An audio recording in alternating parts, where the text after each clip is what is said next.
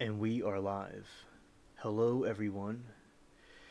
Happy New Year's. I hope all of you had a good Christmas. It was just like yesterday when we were talking about that. We have some interesting things to talk about in more gaming, and now I'm about to go switch to the other screen and say hello to everybody. Right, hello, everyone. Hello, everyone. And nice to be here with you all again, and I'm about to put the other chat on the screen so people can see it. And alright, so let's get right down to it. So hello, Anthony McQuaid. Always great to see you.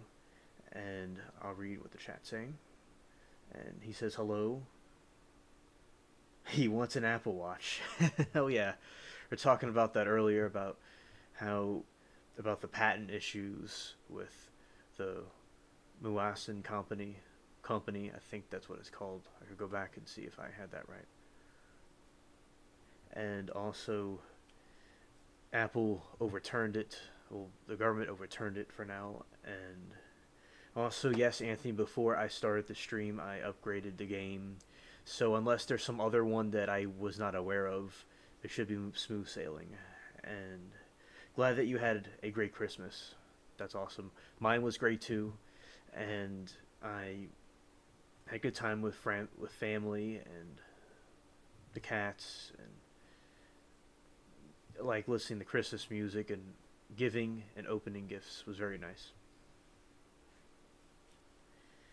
Yeah, shout out to the gamers. I'm about to see in a moment, and also I'll continue to talk about the different topics. We'll talk about the robot.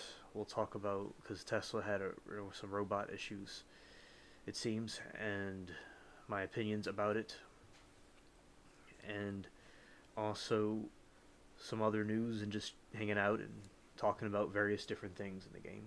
Alright, so see how this goes.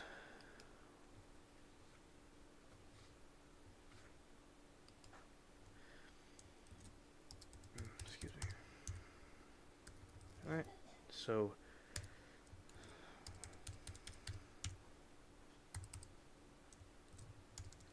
logging into the game.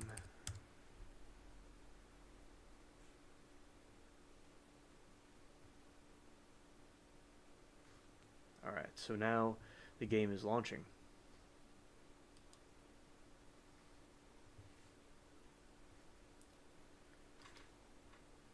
Alright, we're going back into the Caribbean and we're going to do some things we can talk about during this thing, whatever y'all also want to talk about as well.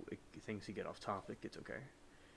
And also I am going to switch screens now. Y'all can see the game. Okay, here we are. And chat is on the other side of the window. And that's good. Okay, we're going to switch some things up a little bit. It'll be a little bit of a moment. Okay, and now we're going to go here.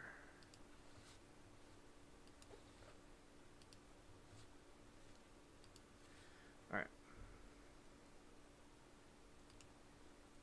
Here we go.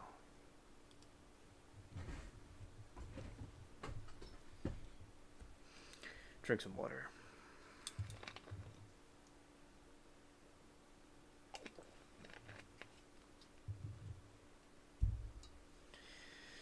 Fantastic.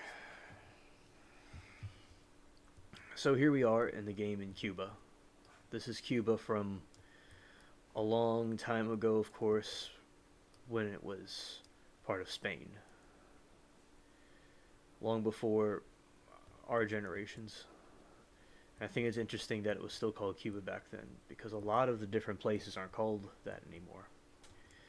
So I had, as I said, a good Christmas, and online I chatted with some people throughout, yesterday, days before, and people I know online.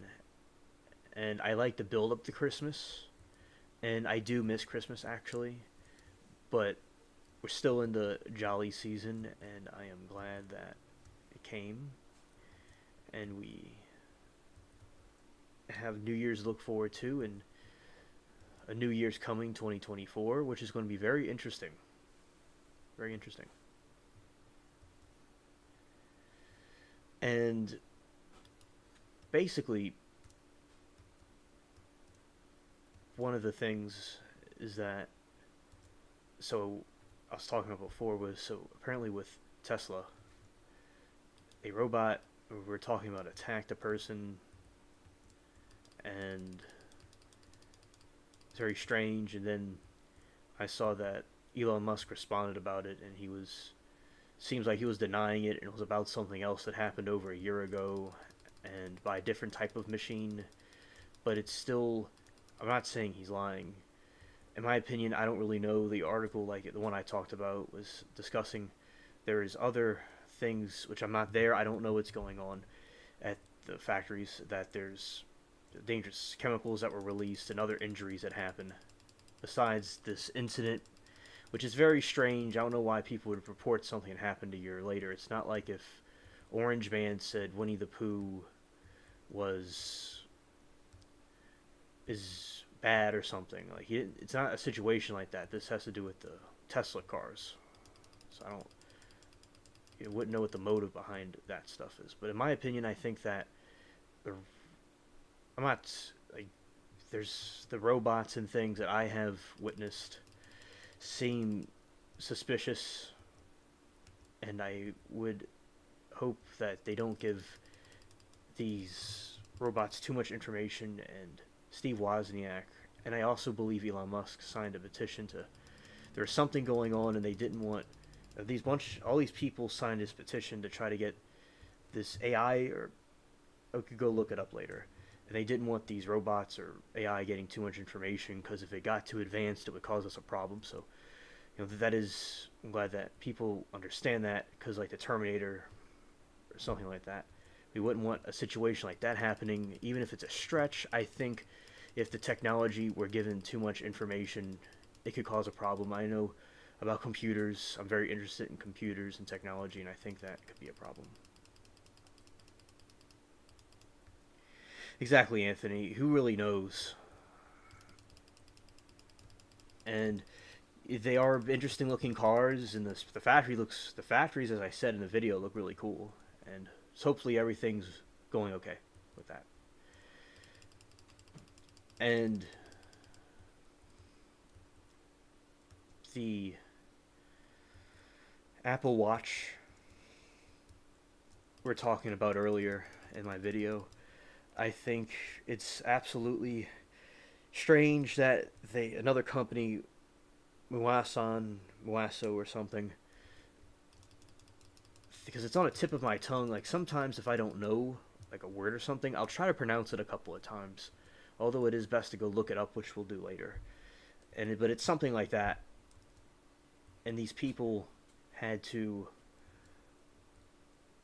because Apple was nervous about their product because they're selling a lot of watches, which I have Apple products, but I don't have an Apple Watch actually. I guess I just didn't think it was necessary, but it helps people. People do well with Apple Watches, it seems, from what I see. But and people buy them, but like I just look at my phone for the watch, or even the wall or something. But I do have pocket watches, and so Anthony, I like pocket watches, those really old-fashioned ones. I used to wear them at school, so I'm familiar with the different types of watches they had. But I understand now with smart watches, it's going to have, you could call on it and text on it. I'm sure watches can do more now than they used to. So I think that it's interesting how they had that overturned. Let's see.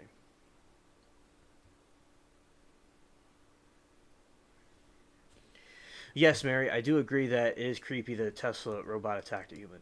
Absolutely. And I was just outside a few moments ago, which I'm still talking about, as I said, variety of different things. So I could go all kinds of different topics at once.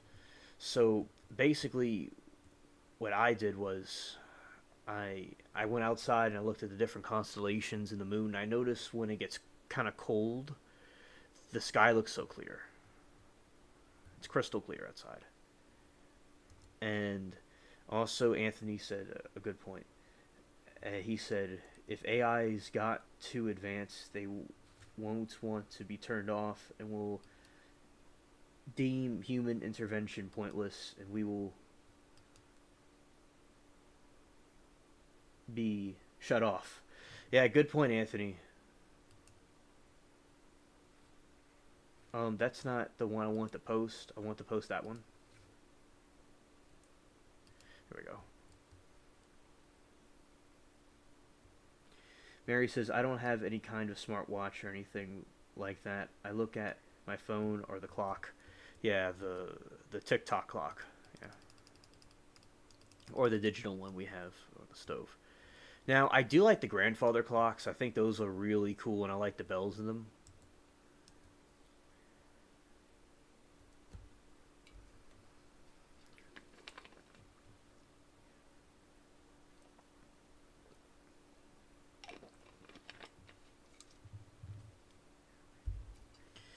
Right now, we're going to set off.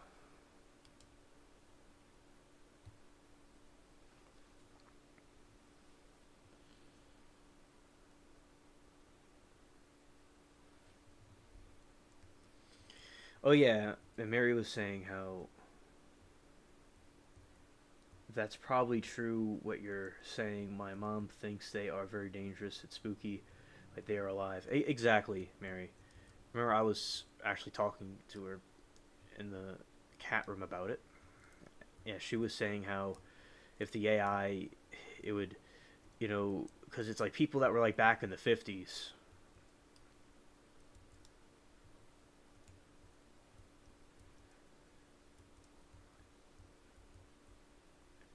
Looking now, and now there's all these creepy robots everywhere. I think it would be absolutely disturbing if that happened.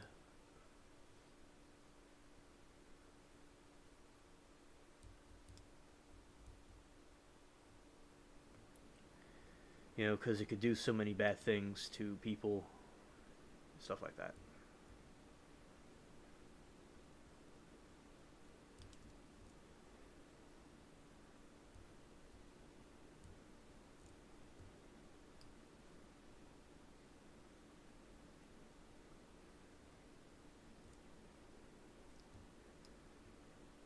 Let's see. So I paused for a second because I'm looking at this other user out there. All right, they seem like they're doing pretty good. Let's see.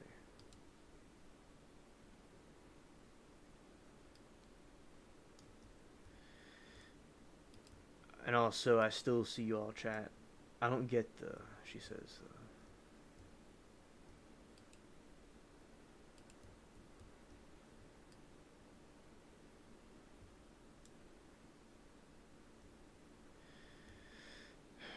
All right, and I don't get the whole steps people are obsessed with, like 10,000 times steps. Oh yeah, like people, like they want to lose weight or something, and they take steps, and they take steps for comfort.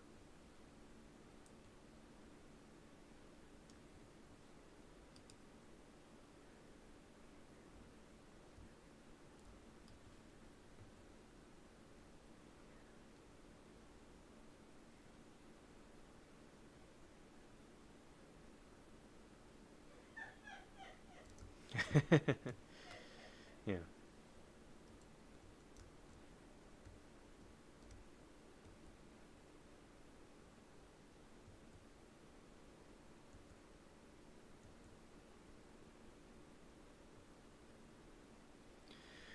Oh yeah, Mary.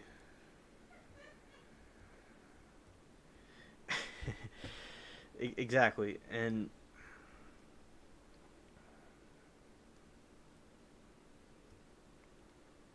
also, basically, she says we live in a religious neighborhood. Christmas Eve, right around midnight, gunfire went off, and for about 30 minutes, celebrating the birth of Jesus, probably. Yeah, because sometimes people they like to do certain things around here because it's good people, but sometimes some people act a little different than how regular people would act. And so, remember, it was actually around the time the NORAD watch was saying Santa Claus was flying over New Orleans, and I guess that's really when the shots started firing. So they all probably got cold for Christmas a long time ago, and they're getting their revenge.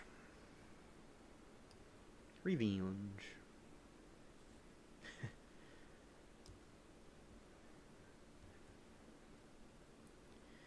And over here we got Iron Wall up in here.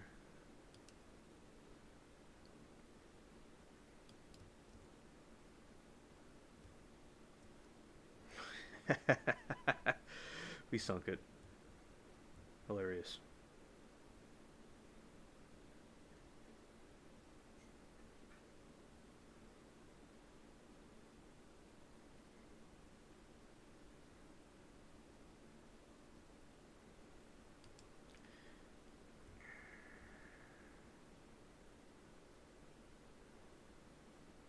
Yeah, NORAD's fact. Shout to, to NORAD.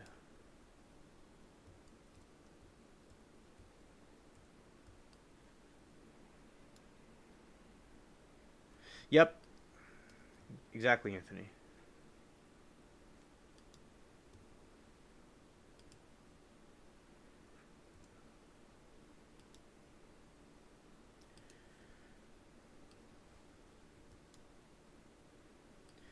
Shout out to the gamers on here. We got some gamers in the chat right here. So shout out to Sam, who's with us now.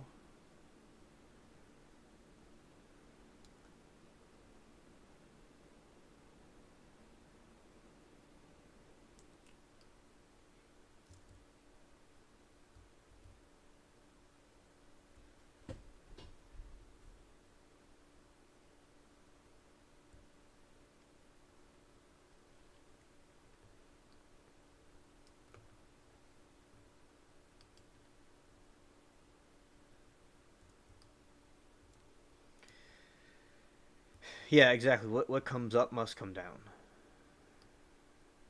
I agree.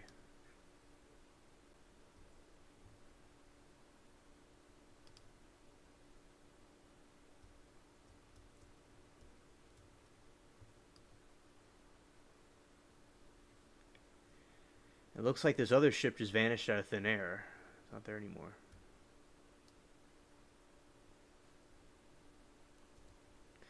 Yeah, meow. Yeah.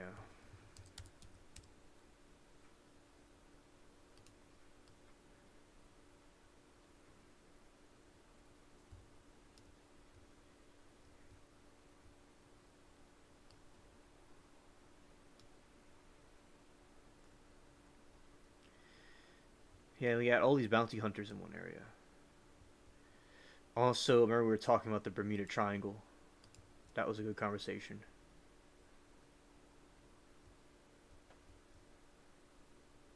Whoa, this is interesting. Wow, there's a whole bunch of them.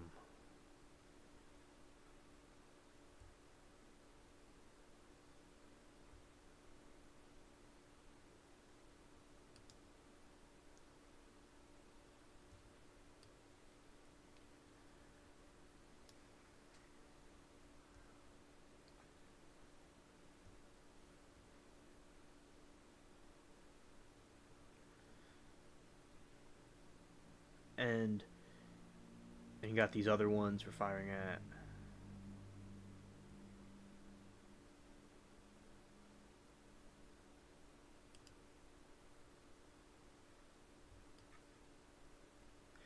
Just didn't go down. Yeah, so with the Bermuda Triangle, I think it's quite intriguing.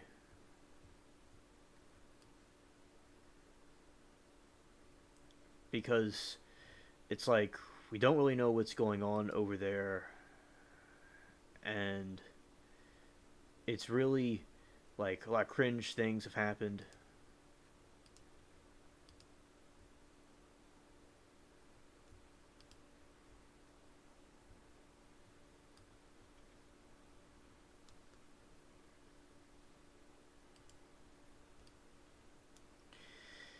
And it's very mysterious because, for many generations they had sinkings and stuff there.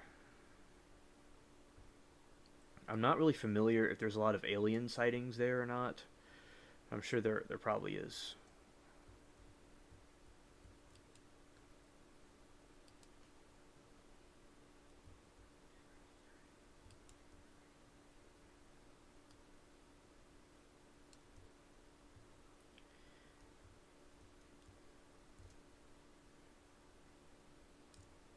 Okay.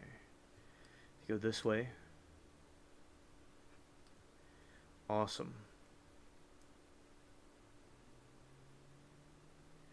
Oh yeah, there's a few areas where they have Tesla charging stations. Yeah, I agree. Yeah, they're all attacking that one ship. That's hilarious.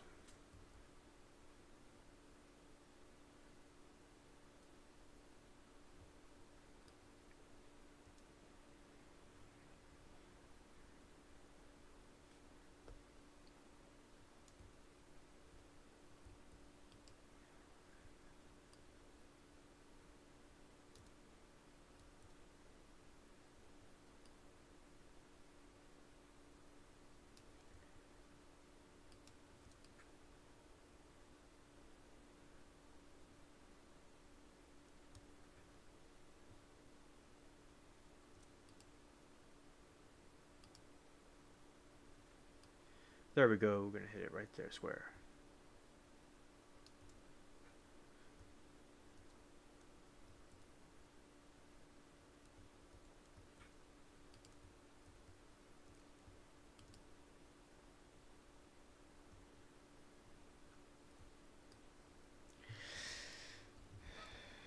Wow, this is wild. They have all these different ships that are attacking these warships coming in. It's really the war zone over here.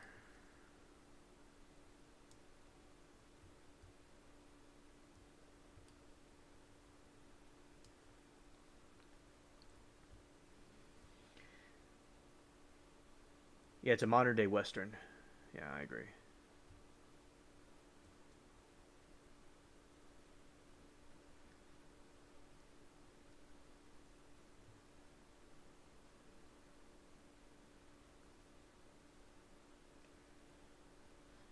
We're going in this way.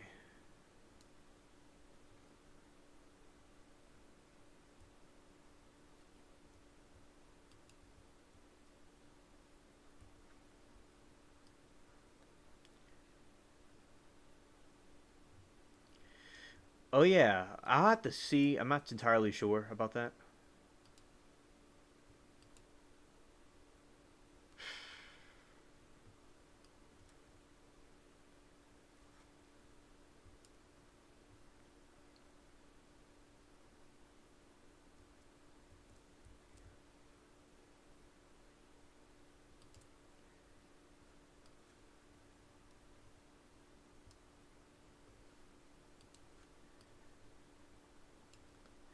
See, we all fight as a pack.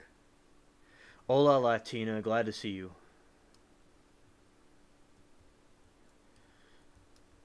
So we're going to go here. We're going to go, and they blocked it. Facts. There we go. Yeah, so basically, you know, Christmas was really cool, and I enjoyed it. And basically, right now in the Caribbean, there's a big war going on, as we can see right here. And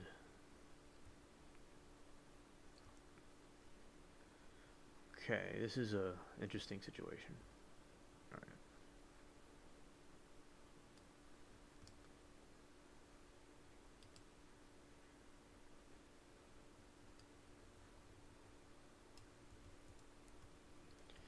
Joining hands with the Allies.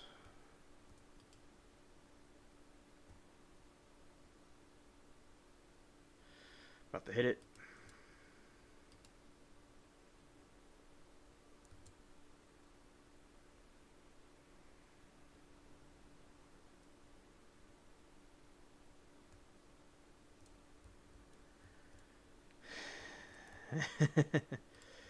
Funny.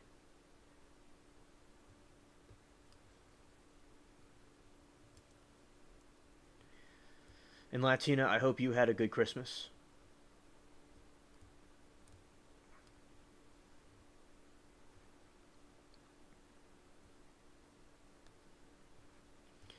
See, this shows their strength in numbers.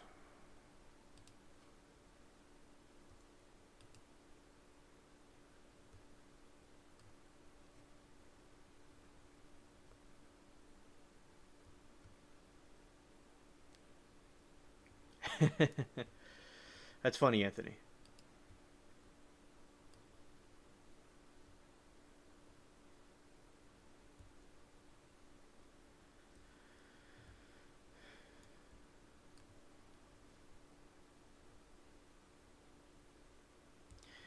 All right, here we go.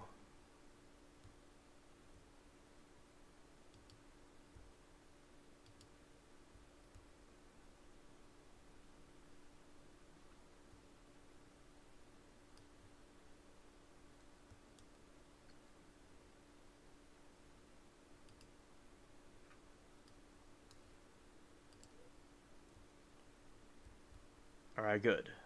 I got them. So now, as I was saying, so basically, in New Orleans there were some problems with that. There was some that going on, but overall Christmas was really good, and the people were, you know, I don't know why they had the audacity to go and shoot on New Year's Eve like that. It was goofy. I mean on Christmas Eve.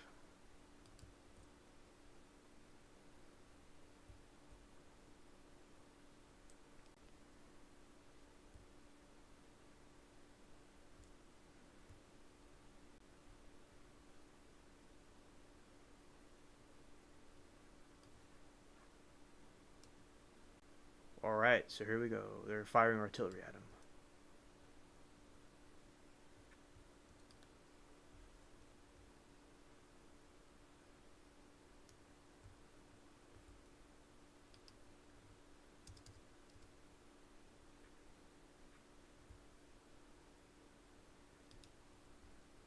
Now I'm telling them we're going back to Cuba.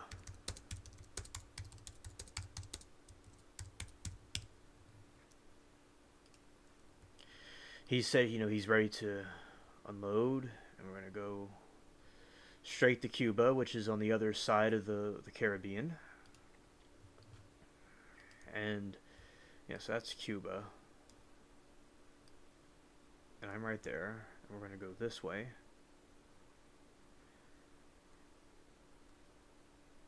Let's see.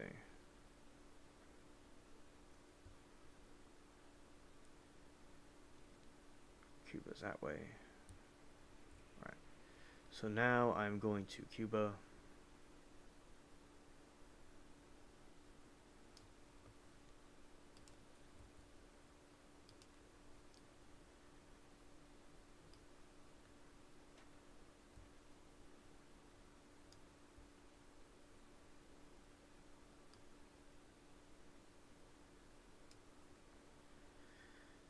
Okay, I'm on my tail. Yes, the ones in red, like the one chasing me right now, the two chasing me, those are against me.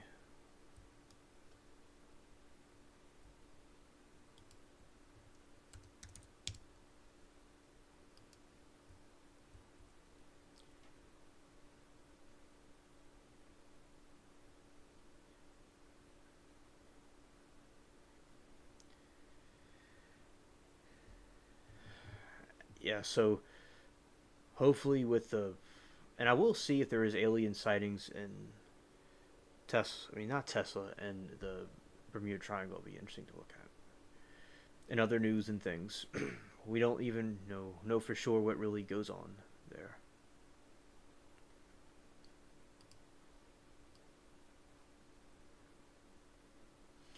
Look at that chat. Two of them are stalking me. Like so.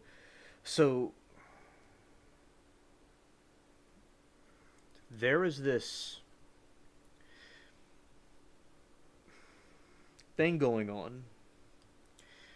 I was going into the back to go and turn the cat's heater off.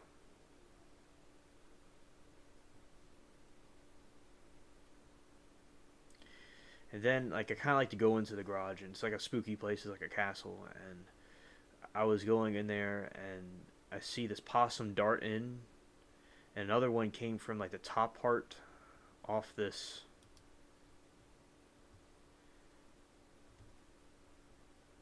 these stairs. It was going down the stairs. It was like a movie, and then they start walking up and down the stairs, like following each other around. Sometimes possums have issues, and it was just kind of funny to watch, and I felt like they were kind of stalking me. All right, Doc.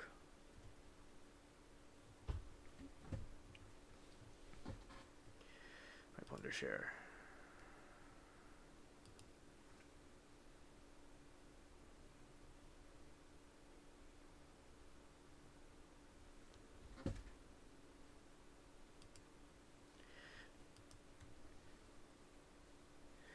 Oh, because Mary, there's a like button. Like, if you click off the chat, well, yeah, there's a when you look in the video, there's a like button for this video. So that's what he's talking about.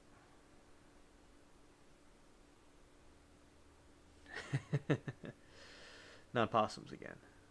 Yep, the possums are back.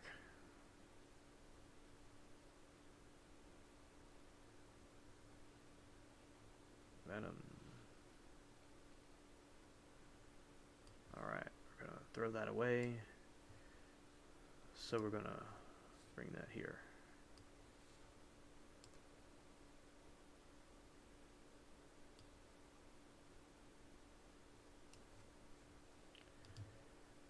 Hundred. All right.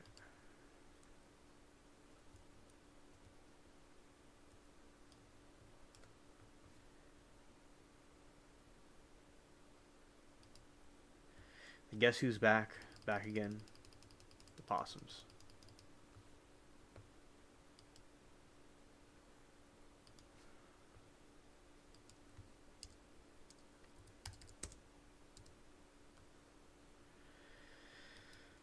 So now we're just gonna keep on. Yeah. So, and then the other night when I went in there, the possum was looking like he was trying to follow me again,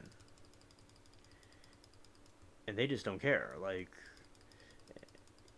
they really want what they want. Hilarious.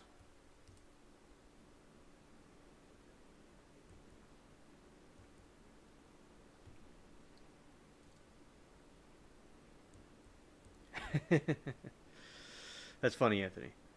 Yeah, so Mary, she says, I think the possums followed me and made her nervous.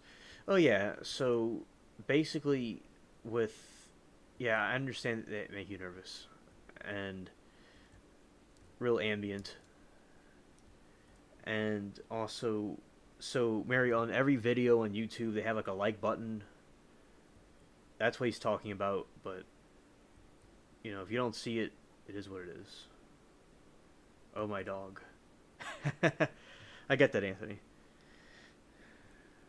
Nice.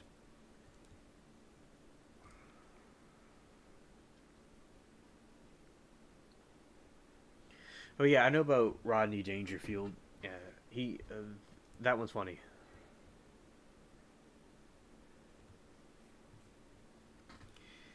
And Mary, I think if you X out the chat window, I mean the like where the chat is, if there's an X on the chat, you would turn that down, and then you press the like button. And yeah, so the back room, we call it the garage, but it's like a giant warehouse my grandpa's father built, and it looks kind of like inside of a ship or something. It's really interesting. And it's like made out of like roofing tin, but it's like very very sturdy. It was used to store old cars back in that time period, like the 40s, 50s. Or I'd say the 50s and up. And that's what it was used for. Now there's a part of it that's the cat enclosure. That's what some of my shorts consist of. That room was real exclusive because it was something that was like a secret room. And then they had But now with YouTube, everybody could see it. The the cat area, of course, they're shy of guests. You can see it through the videos, and like you have the older cat doodles, and all the other cats are excited about him, and they like to hang out with him and stuff.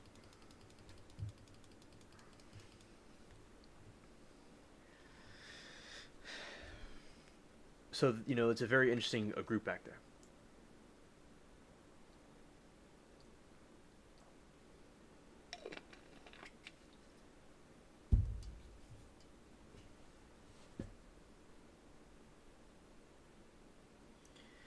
Yeah, she has Latina has Anthony's sunglasses. Yeah, a really cool picture, by the way, Anthony.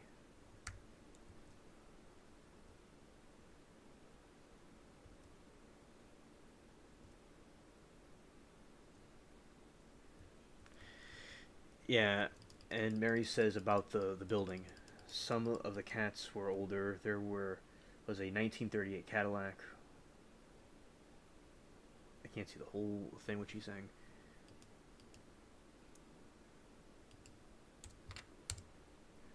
Lim Ocene Sine or something. I don't know if I pronounced that right. It could fit 12 cars. No matter 12 cars, no matter the cars now. There's just cats. Yeah. So it's a cool building, and now there's also a lot of like tools and stuff like from.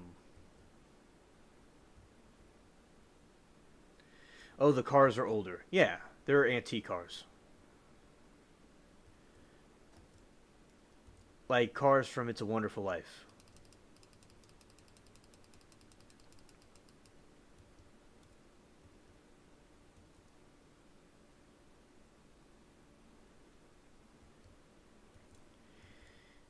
And also, yes, Anthony, that's cool that you went to the raceway in Hampshire.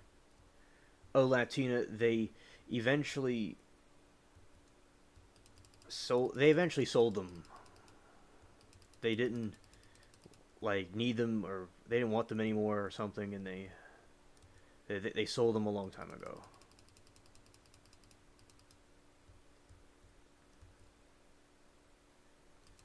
Now, because the cars, it was before my time. I didn't see them, and but it's cool that they had them. Like my great grandfather was in like car shows. He did some like cars like contests and stuff.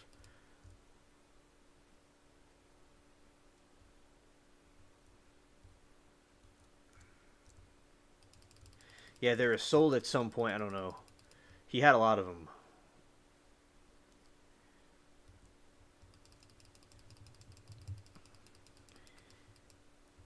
Remember when I was little, my grandpa had these antique car magazines, and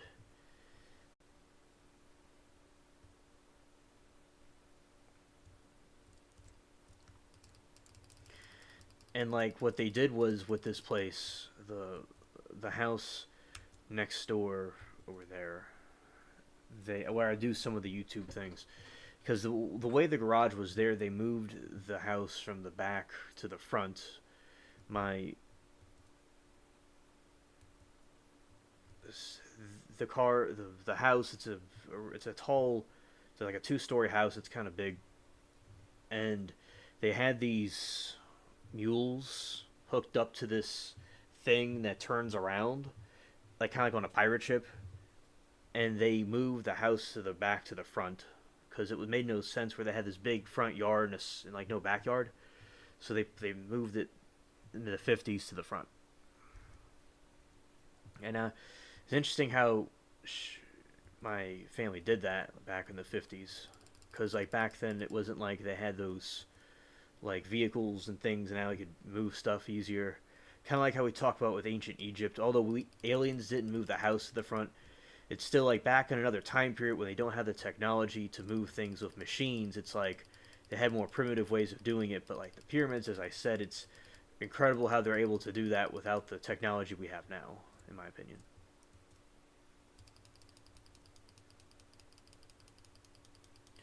Yes, and Mary says some of his cars were in the Charles Bronson movie, Hard Times, that was filmed in New Orleans in 1970s.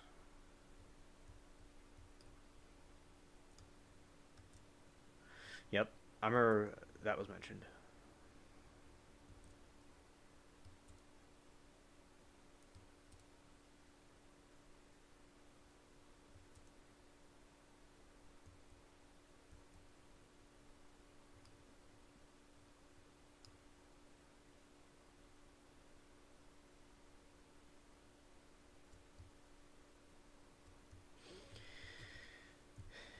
And also about the Tesla robots, I'll show you all that in a little bit. It's like a completely black torso and a black head and everything, and they walk around the facility, and it's like a science fiction type scenario. I think that a lot of things Rod Serling said in the Twilight Zone has come true. A lot of the things that he predicted and like stuff they showed in his TV show that really reflects like the kind of times that we're in now with how people are and how people were going to like the robots. He called it. He pronounced it a robot. That's a cool way to say it. And it was this AI thing. So they had a concept of something like that happening. Yeah, Latina. Yeah, thanks.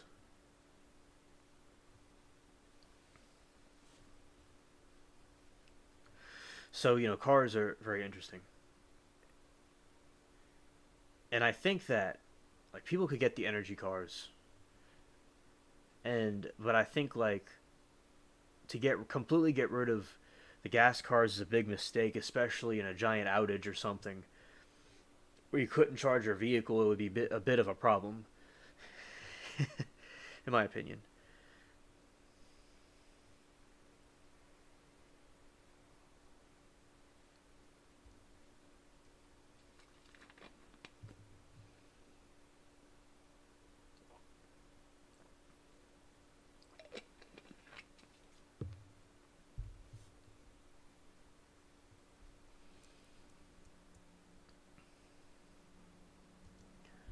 I want to go to an island and test this out.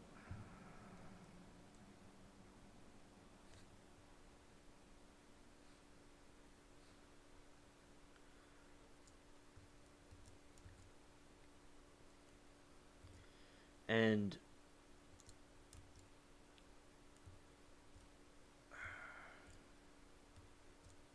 so,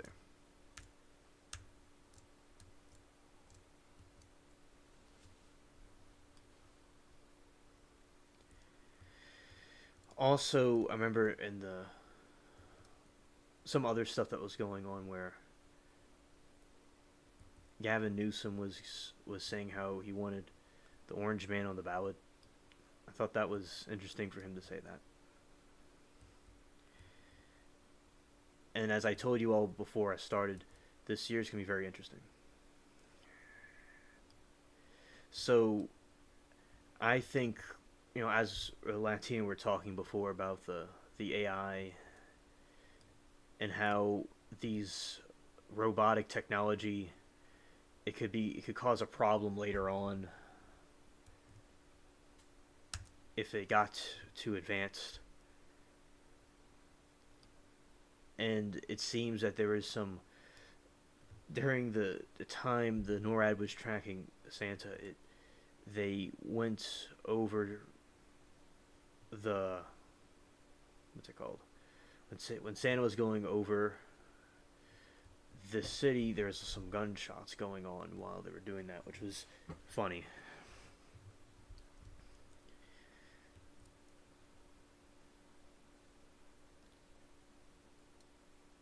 And we'll also look into to see if there's any more alien news or updates going on.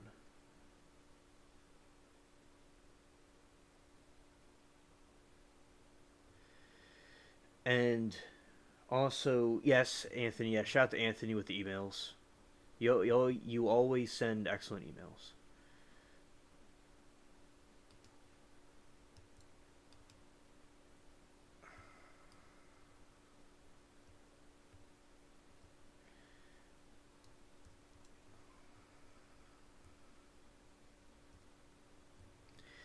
Nice. He got it right. He got it right away. He was able to fire and hit the thing. All right.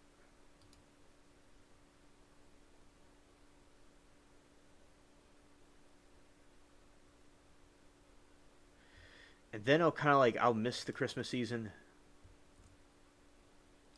but we're still in it.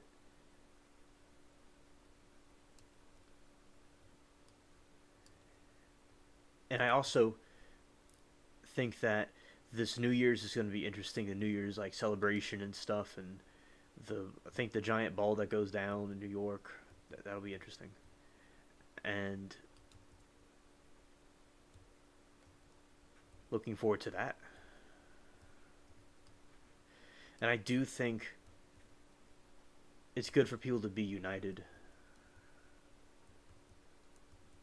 in general.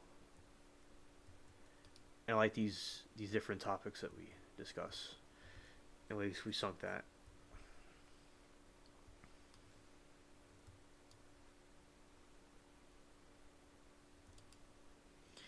Now we're going to be opening fire on this thing right here.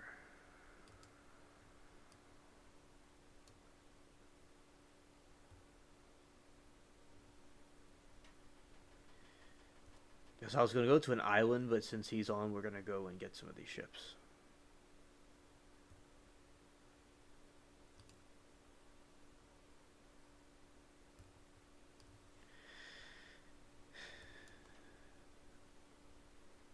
In the in Orthodox Christianity, their Christmas is like I think in January.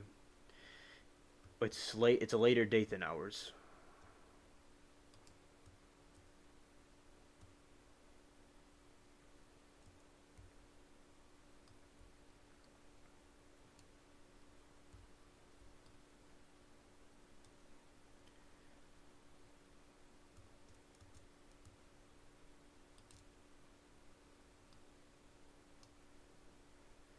I think we're gonna meet this thing right here.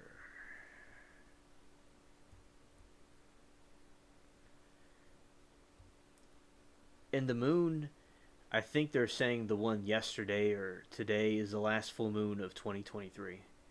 We've had a lot of interesting moons. I've put some of them on the channel.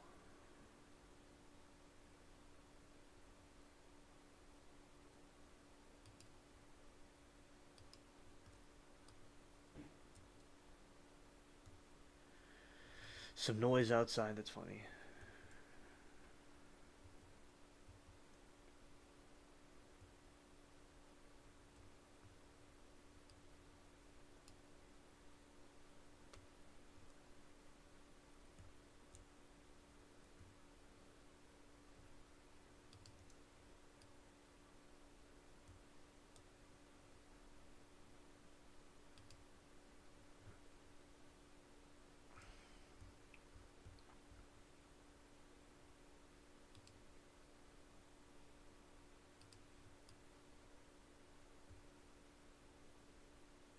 Nice. When we hit the giant ship. Because it looks like some of the bounty hunters are coming over here. Oh, that's why, because there's a one with a pirate flag right there.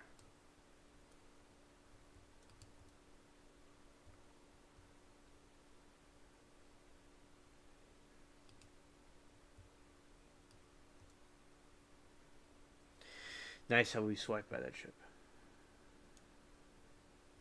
Oh, Mary, I heard some noise outside. Just a second ago.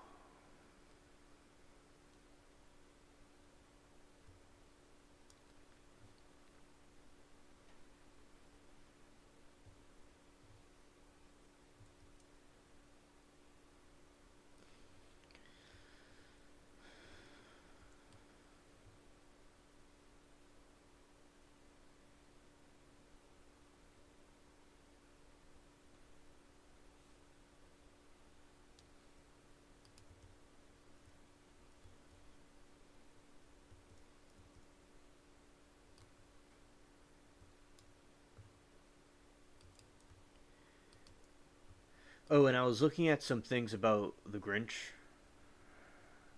It reminds me of a Nephilim.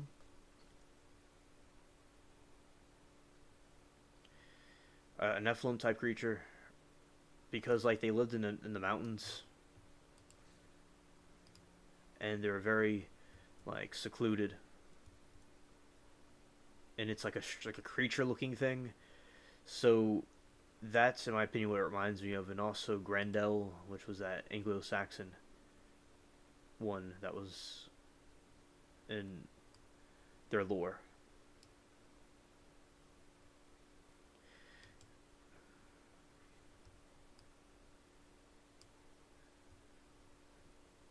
Oh, it was just something outside. It could have been a person or something or an animal. I don't really know.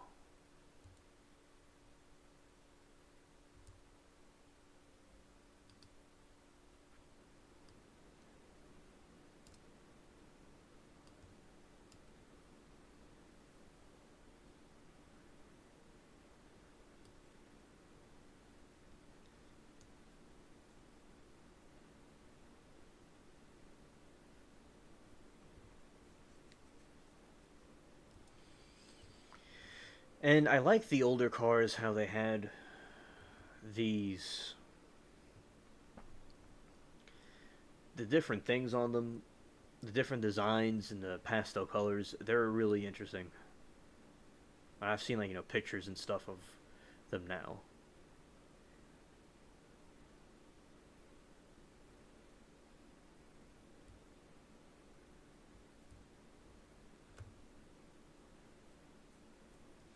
Anthony, I think I have. I just don't quite remember like precisely.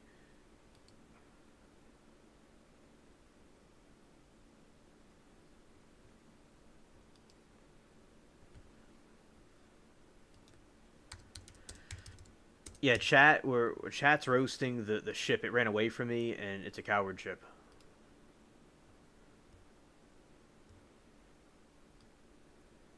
It kept on running away.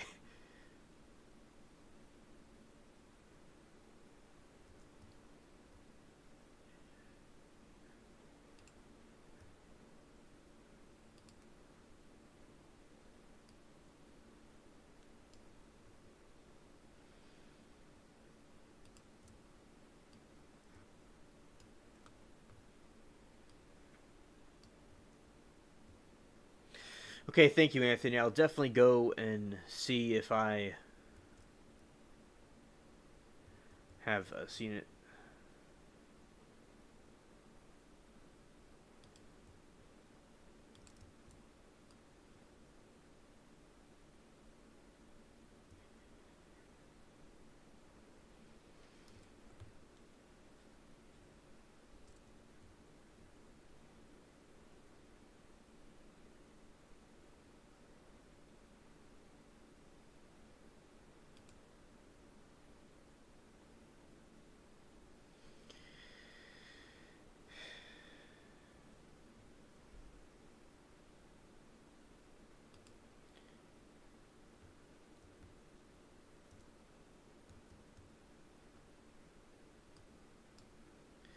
I'm gonna go and fire that one.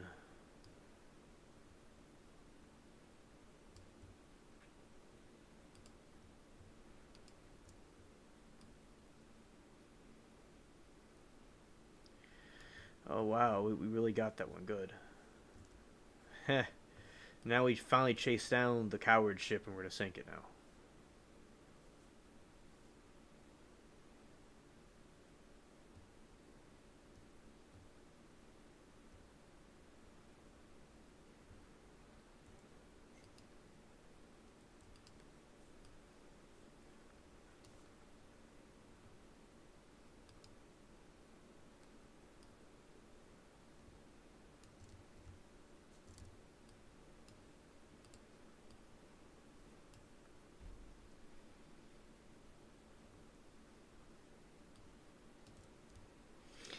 It's so hilarious how this thing hasn't gone to see me. So yeah, I think that the the Christmas Carol we read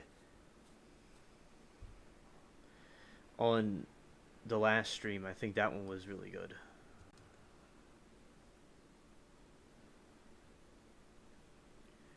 I like the different ghosts and the symbolism and stuff.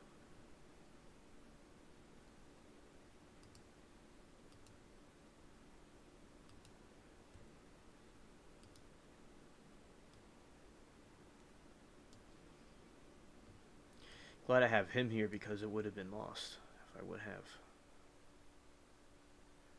Oh, a little damage. Definitely have to sink this thing now.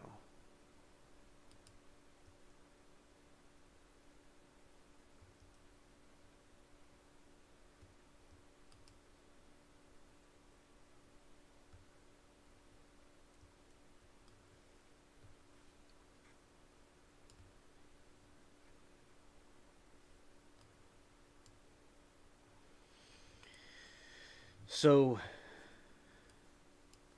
with these bounty hunters, they're usually easy to deal with if you kind of like outgun them a little bit. Remember from the pirate movie, they kind of like talked about being outgunned. I think that could be a great advantage.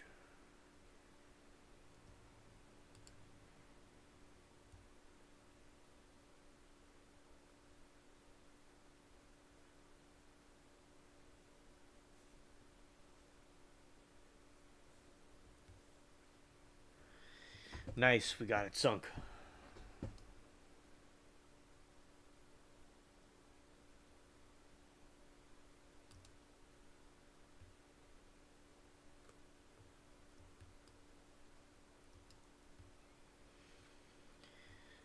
Go, we're getting this cargo ship pretty good.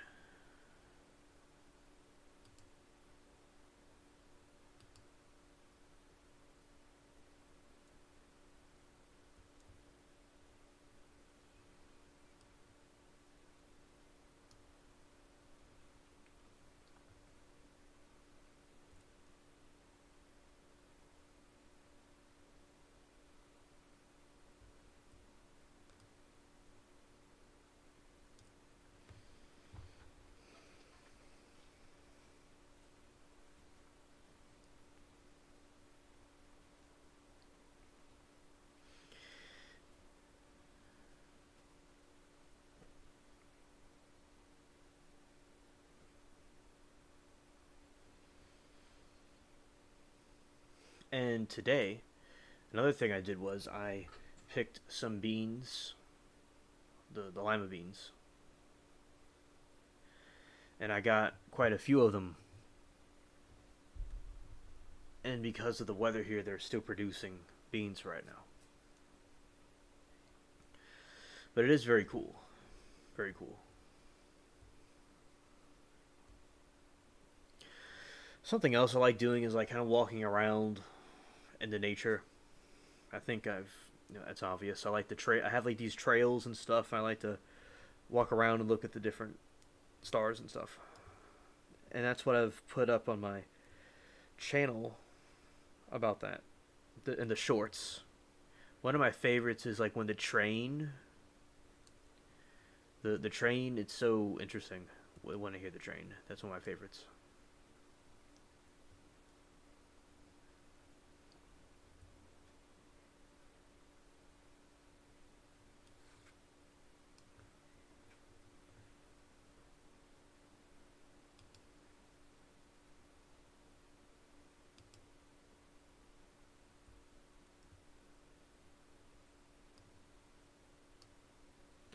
Well, I think the reason why I heard a noise was because it's so windy outside, because of the cool front.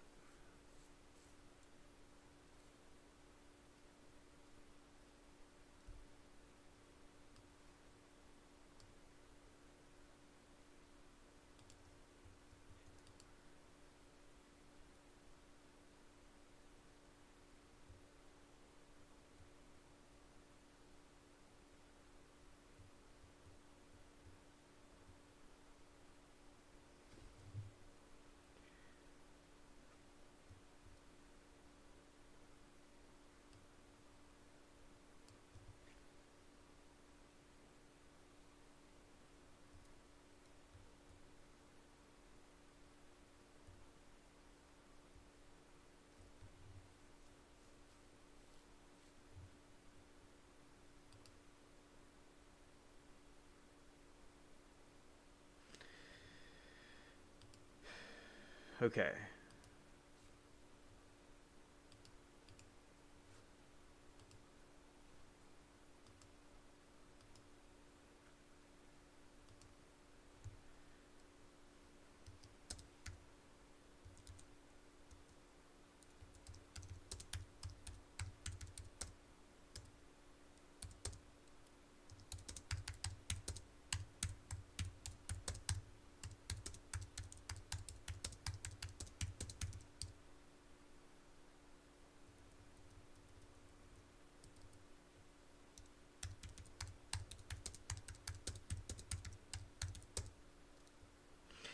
And I'm writing them something, testing out a sword.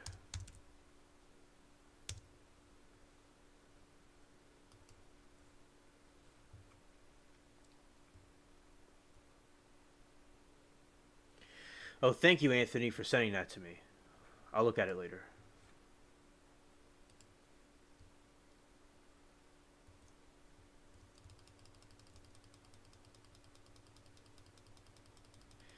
I got this new sword, and it seems like it's good.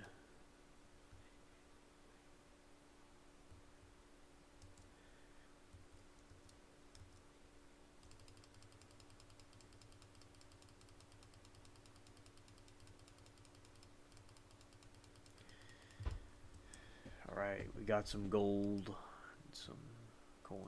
Alright.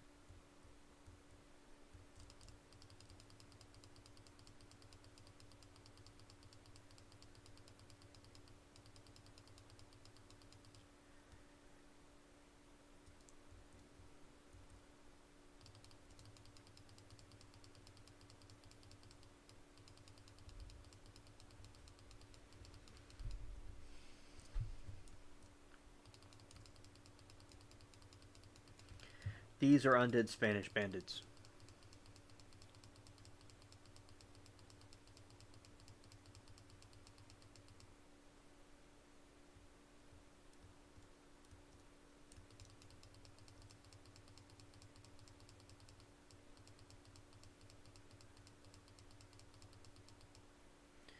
Oh wow, I got knocked out.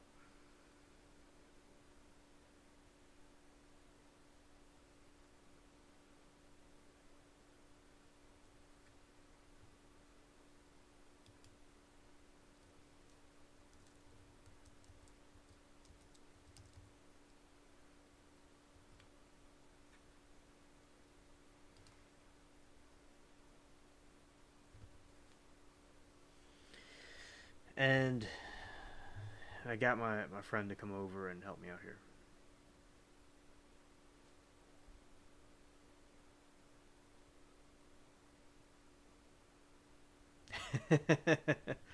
I called him over to help.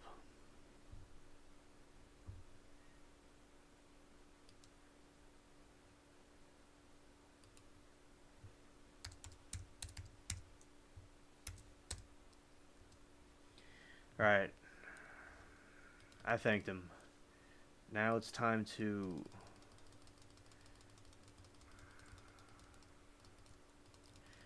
do these things to kill this undead thing. So I just like died immediately.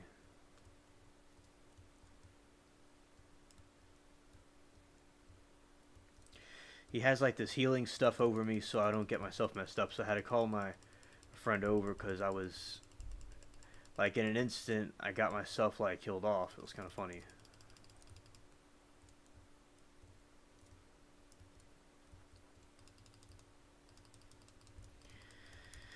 Because like the voodoo in the game, which is not real voodoo, it's like it was based off the real one. That's kind of like their version of technology and AI.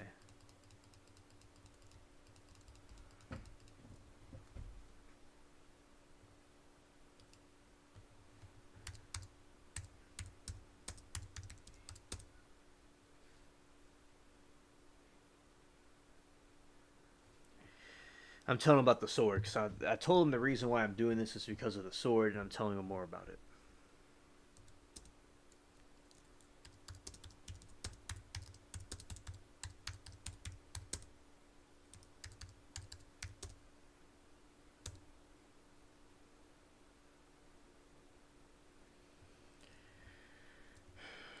Alright, let's see how this goes.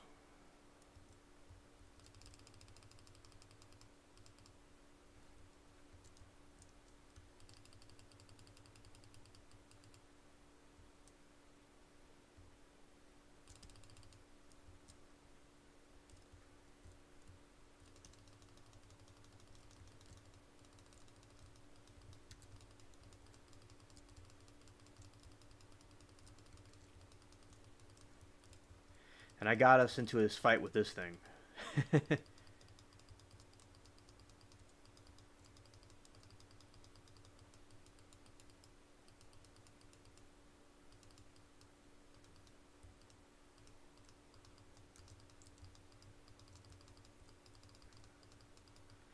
And he's helping me to defeat the monster. Wow.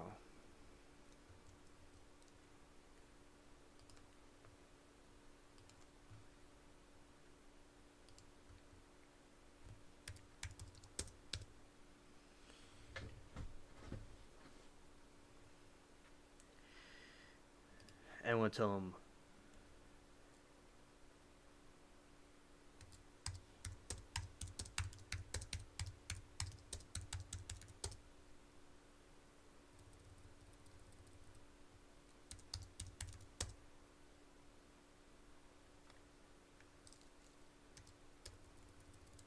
Let's see.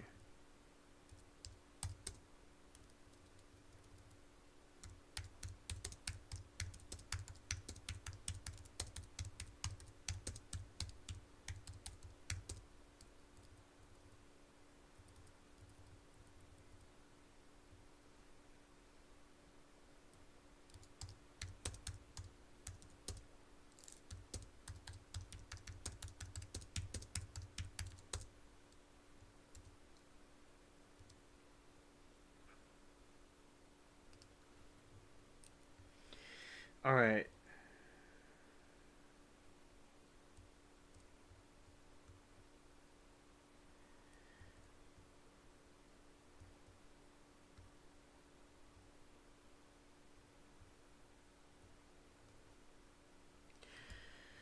All right. So I'm talking to him about the staff because there's these certain staffs in the game, and I'm just curious about it.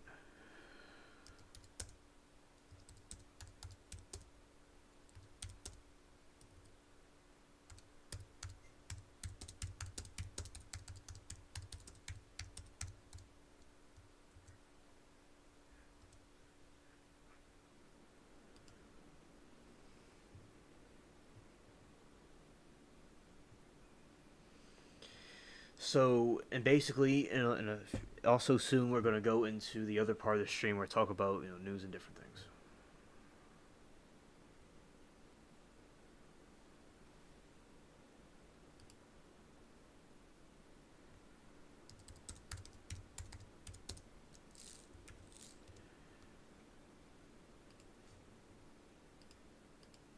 Let's see.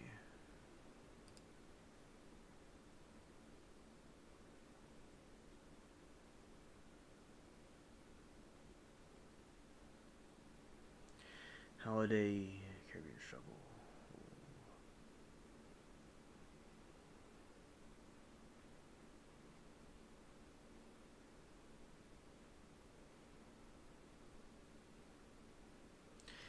Yeah, I see it. Yeah.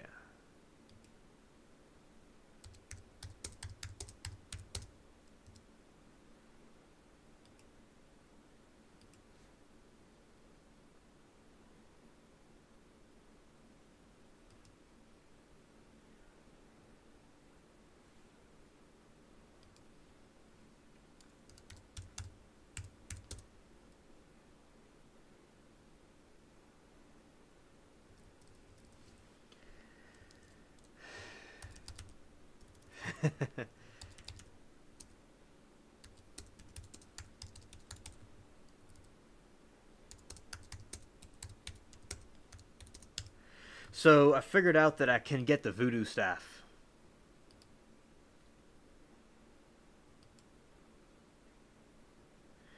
And now I know how to get it.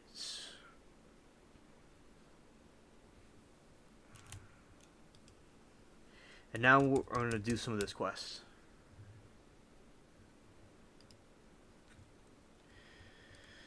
Alright, so now I want to go to Cuba.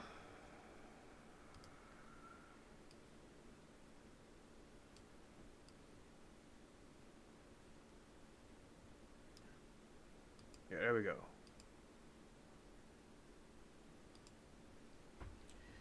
And we're going to go and do some of this quest, and then we'll get to the rest of the show.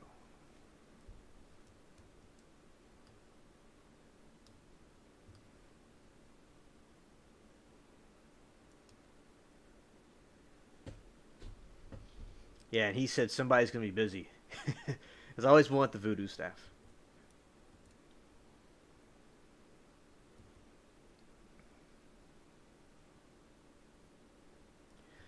And sometimes I like like to reflect about things and accomplishments that I have done. Because remember, like I was like at school, and now look at me now. I'm live on YouTube. That's really cool. So, and I kind of think about that, and then I get kind of marveled about all the stuff that I've done on YouTube so far. That's really cool. And all the lives I've touched. So, that's another thing I like to do, and also in that garage, it's really cool to think about things and stuff, and I'll see the little critters walking around, and so those are just some of the things I like to do. Taking the in nature and thinking about stuff, and I like to plan things and plan videos. I kind of stay up real late and look at articles or plan out videos. There's still more videos being in production that haven't been put out yet, but they're still in production.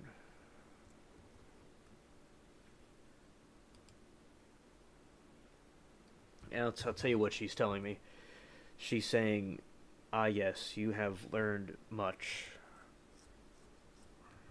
but much there is still do not know." And this is the lover of Davy Jones, by the way. The doll is strong, yes, but the staff is a weapon of conquest, consequence. To using the staff, you must have strong heart, and I only know one way to test the strength of the heart. This be a test against the elements earth, air, fire. And to see herself,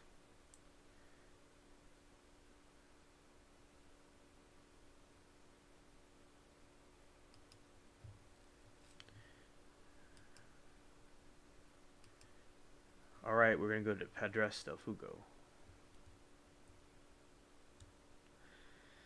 Do this for a little bit, and then I'll go to the other part of the stream.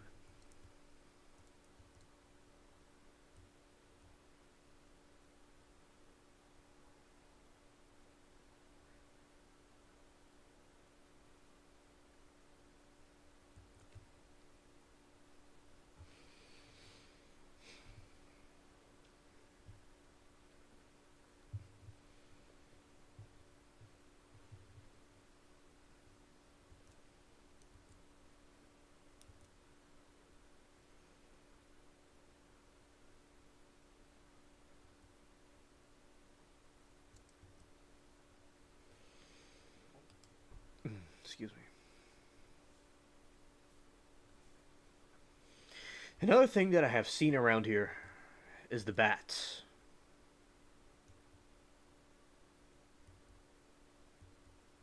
Look at this ship. It's right up next to mine. Hello. It's a collision.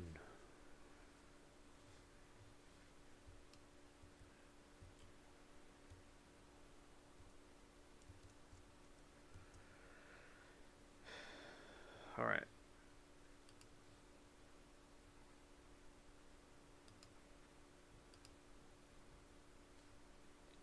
Yeah, we're gonna do that later.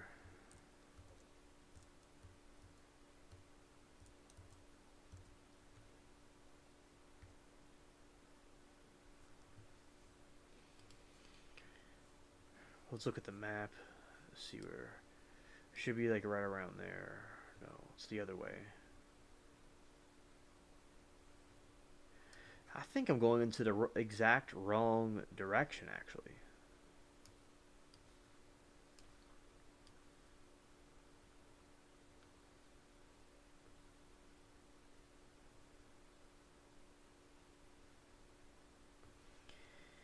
Yeah, I'm having some... Not really too sure where... Okay, it's not there.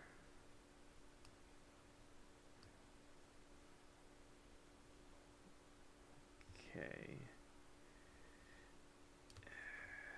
This is... Okay, that's where the destination, and I'm just kind of like going around. Well, let's go that way. We're going to sail around the island, and then we're going to go a little bit. So you see, we're going over there. If I had like one of those instruments, I could kind of like tell you exactly what it is. So going up a little bit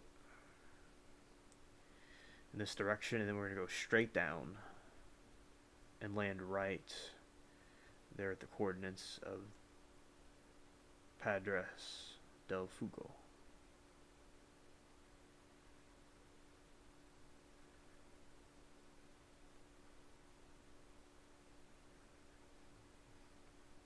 Go.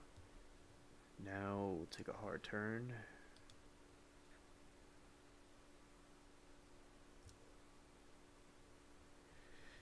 And there we go. Right, we're gonna hit the shore right there. Sail straight down.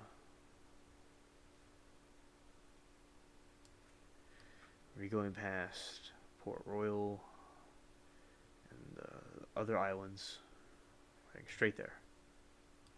You can see right here.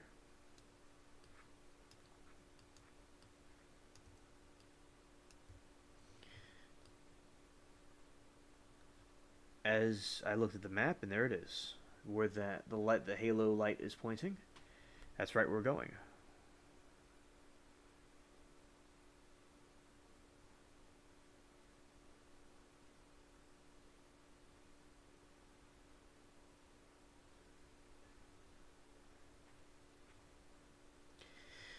Exactly what the map says. The map marks the spot.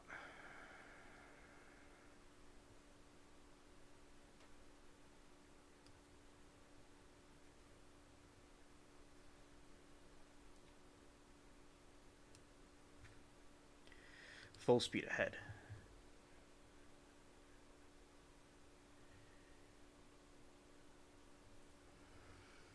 Drink some water.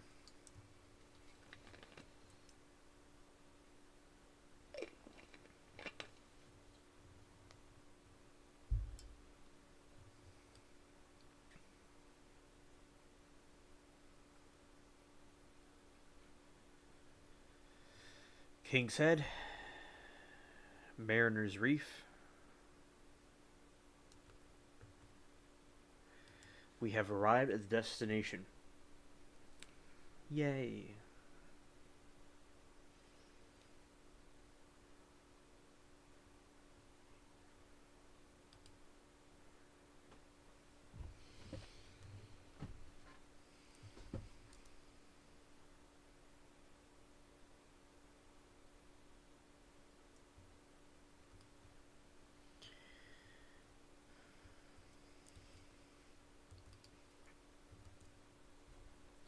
Yes, so to answer Mary's question, they still have Christmas decorations up in the game. Yeah, another thing about New Year's, I think you see the fireworks and stuff, it'll kind of like it offends the animals and the cats. It makes them kind of nervous, and they don't really like it. They don't like it at all, actually. Yeah, so there you go. That's the volcano. It's quite magnificent looking, and sometimes it erupts, but it doesn't hurt the pirates. See all that lava? It's so cool how it's moving down. I think the entrance is this way, huh? Yep.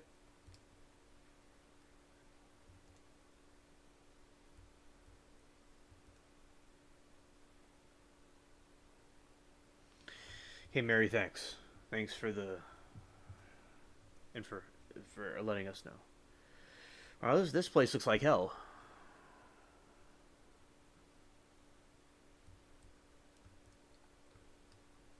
Hey, chat, we have entered into hell. Welcome to hell, chat. Tonight we will dine in hell, as they say.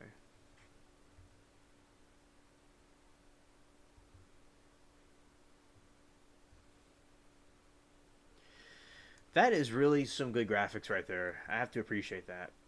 I don't think I've been here before, or I was here when it was not as advanced looking.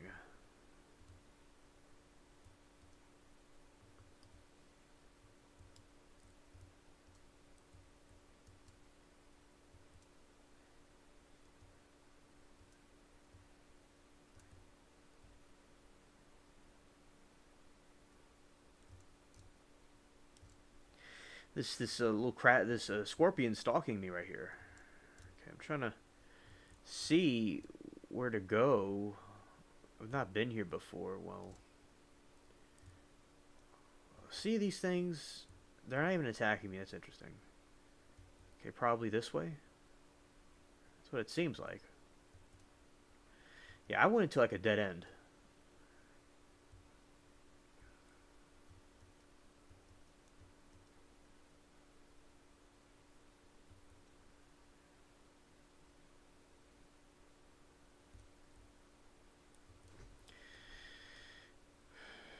Yeah, hell, it's hot in this place.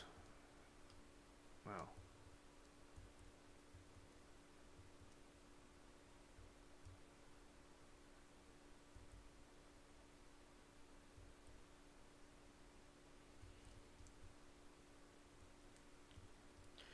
Going the wrong way again.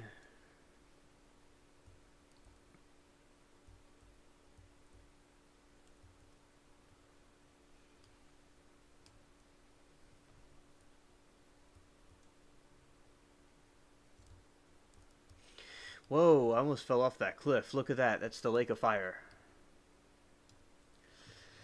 This is under the volcano. Wow. That's so cool.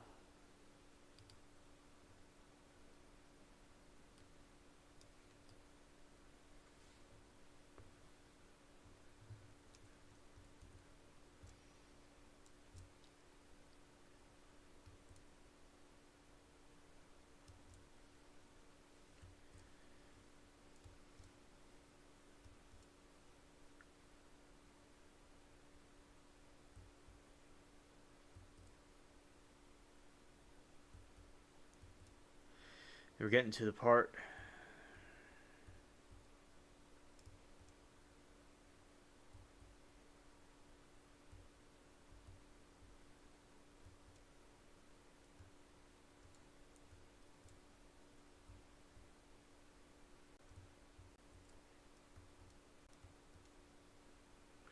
Oh, it's another tunnel.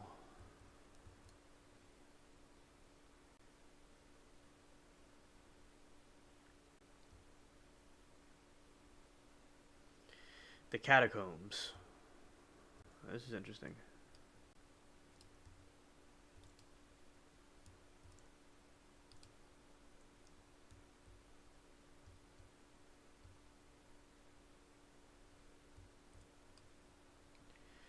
Wow, it's taking a little while to get to the spot.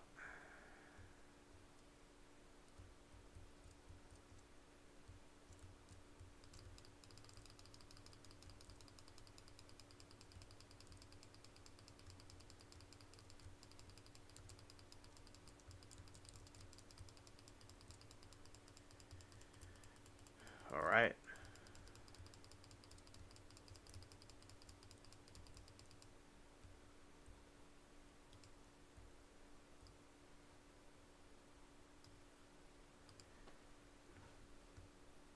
Undead. Excavators.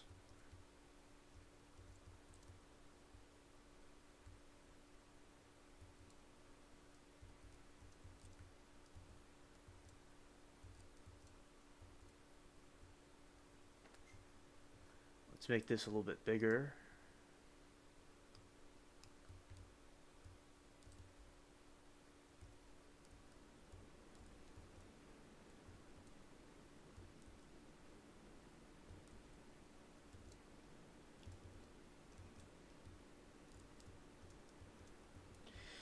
Hello, Casimirio. Good to see you. We're talking about some, different things, and I'm playing a little bit part of the game before I get into some other stuff. This is a new part of it I haven't seen yet, and I'm still kind of getting used to this part of the game.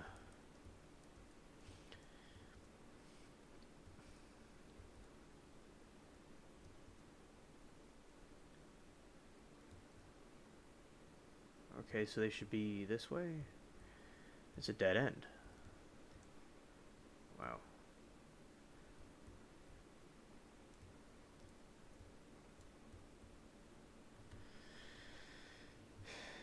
Yeah, and I was like mentioning the Bermuda Triangle earlier, and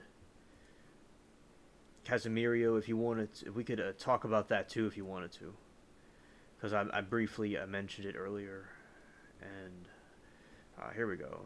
Let's see how this goes.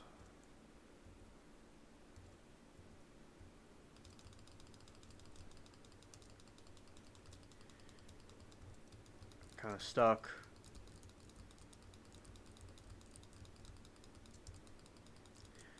and they said I'm stunned, but here I am, moving around. All right, heal myself.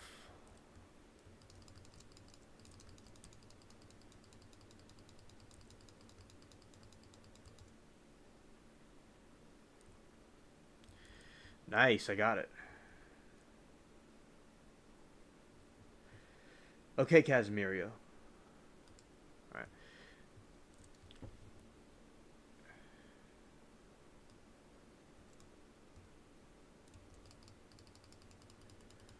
Okay, and I'm going to have this interesting epic. All right.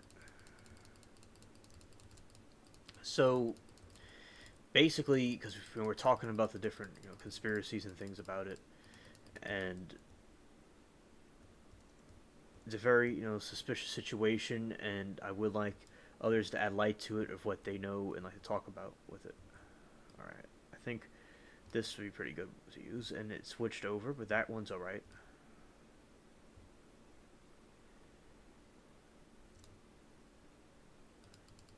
Whoa, I got stuck in chains.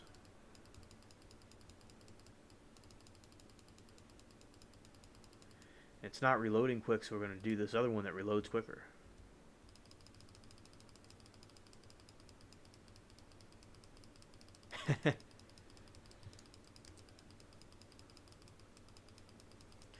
There we go.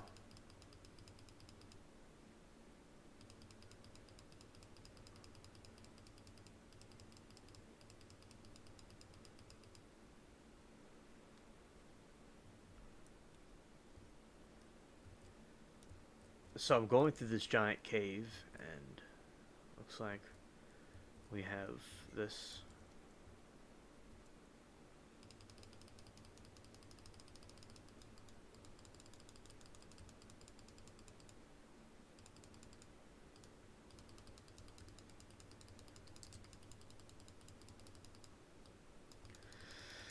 Now we're firing, and this is working better. Alright, now we're going to use this venom.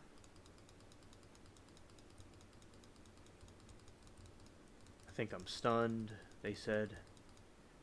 So basically in the game, they tased me in the game. And it looks like I foundered. Now, I did succeed at getting some of the enemies I need to get. And this is going to happen a couple of times. Going to practice with it because I'm usually used to doing the ship part. Now I'm going back and doing the combat, and it's been a while since I've done that. Well, Anthony, it's like there's part of the game that I've not usually done. I usually do the other parts with like going on the sea. Now what I'm doing is I'm going in the Caribbean and fighting off zombie things.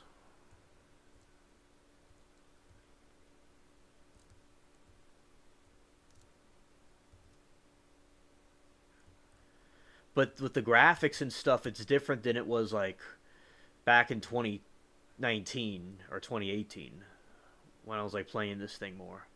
And I'm gonna get some more tonic to heal myself because I'm going to war. It's like getting like a first aid kit.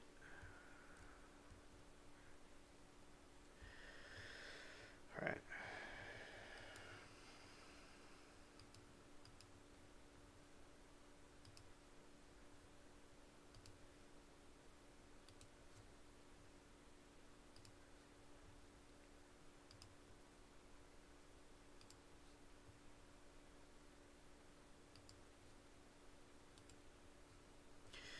Right, we're all we have everything we need get? We have 35 tonic.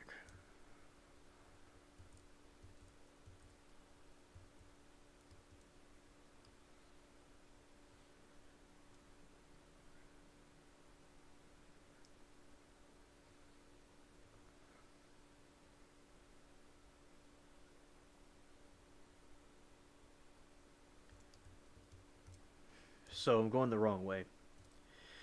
And like the next on the next stream, I do the game. We're not going to be on the sea. We're going to be in in the Hell Cave, fighting off the pirate zombies.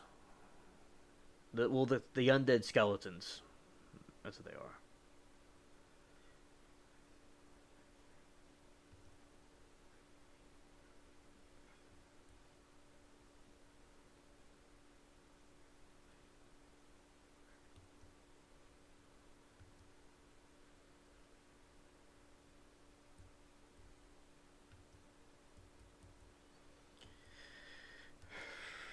Remember when we're trying to go through this place, we're getting attacked left and right, so it's like really deep inside the volcano cave.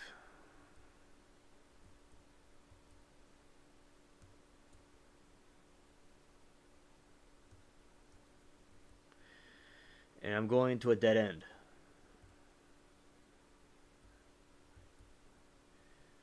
I remember I used to be in the caves a lot, and I would fight the different enemies, and then in this time period, like this was like 2018, 2019. Then the other computer, like it kind of like went out.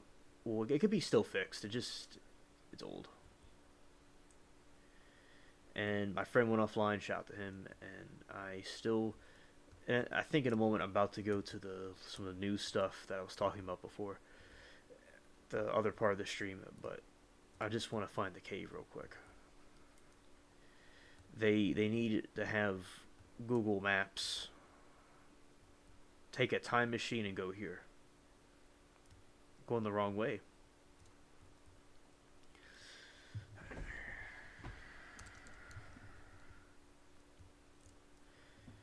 All right. They didn't even have horses. They just walked around.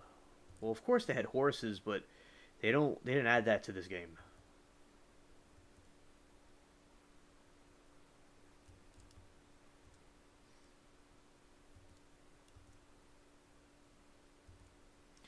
Got some cactuses.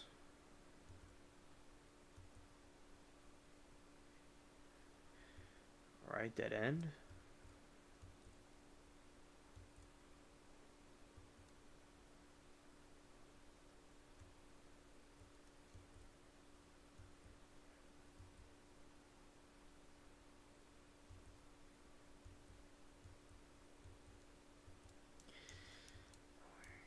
The opposite direction.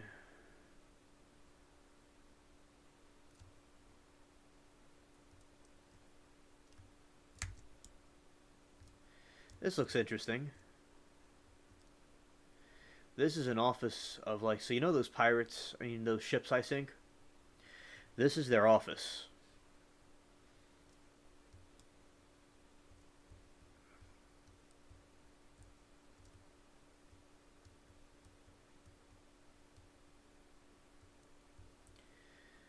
My character's kind of dizzy. I don't know what's throwing. Something throwing. There's something throwing something at me. What?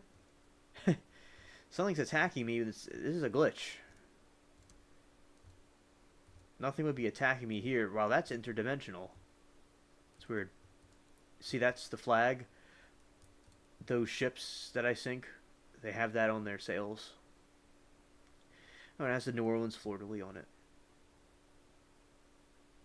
It has the full moon. Nice.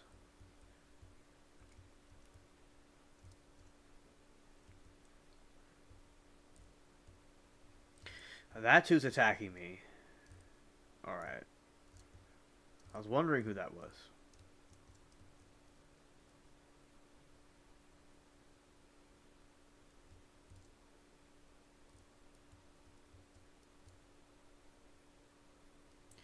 Oh, it shows. It's in the north. Okay, that's good, Casimirio. Thanks. Glad you found it.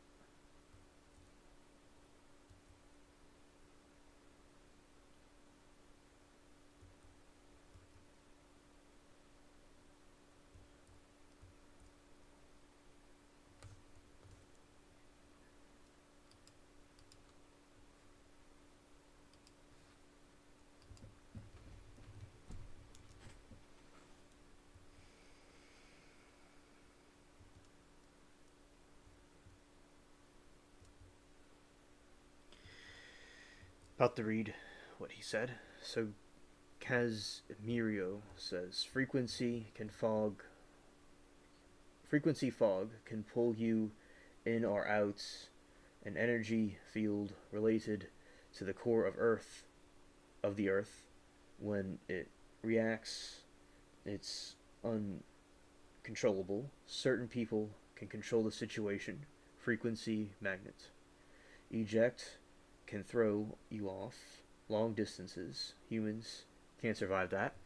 Thank you for telling us that. And that makes sense, about the fog and the frequency fields.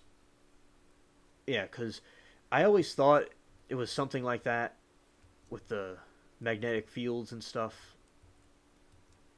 because there's a certain things that people aren't able to survive, and since it's like practically invisible, like we can't like see it. Like say if a magnet touches a piece of metal, we can't like physically see it do that. Like the energy field doing that, so it makes things more complex. So it's good that we have these ways to explain what's going on. Thanks. Because I just was at this other place, and I'm not going in circles. I'm just kind of walking back and forth. I think it's through here.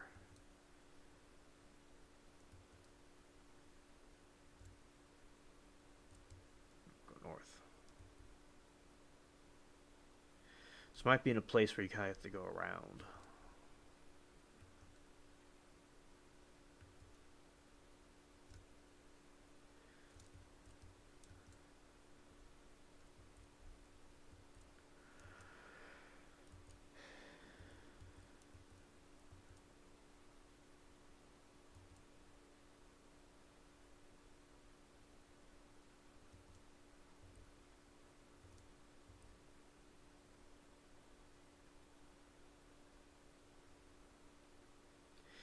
Yes, Casimirio. It sounds similar to me. It sounds similar to the interdimensional theory that I was talking about, and also the magnetic fields and stuff. That's something else I'm familiar with. So those are the two reasons why I've like heard about like what you're talking about. And another thing is I've figured out that makes sense from things that I learned about as well.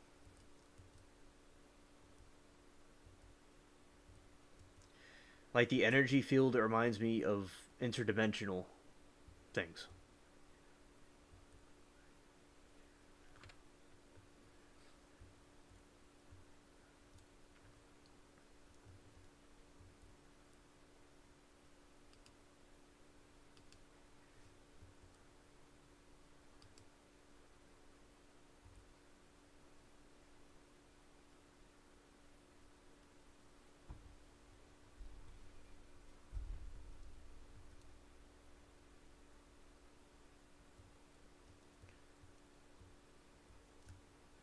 That's the opposite direction.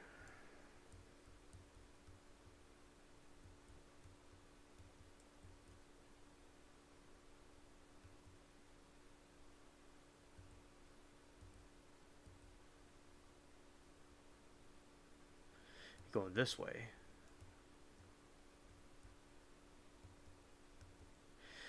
Aha. Okay. Found it. Found the cave. So it's by the gypsy cart. It's through there.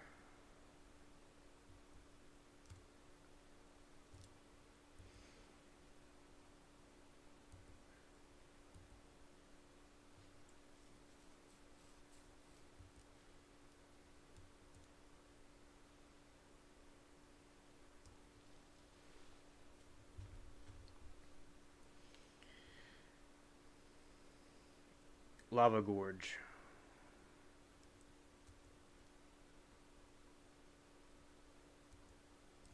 Yeah, this is like hell. This is like, this place is hell right here.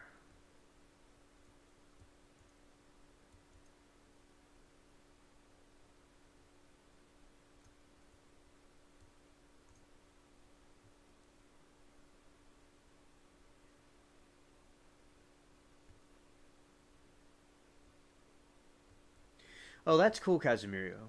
Thanks for sharing that information. Thank you. That's cool.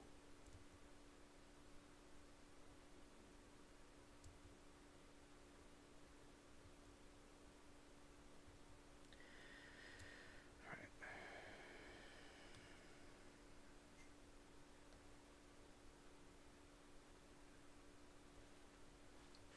News.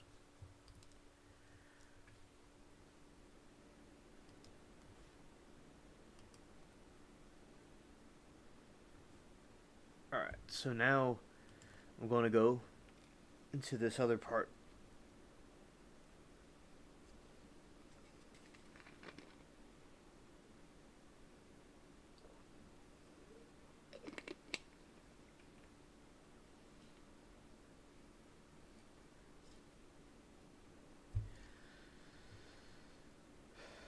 Okay.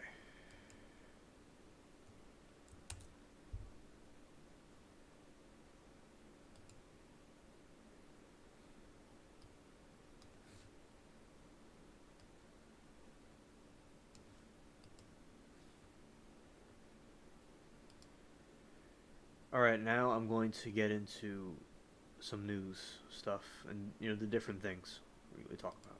All right. Window capture.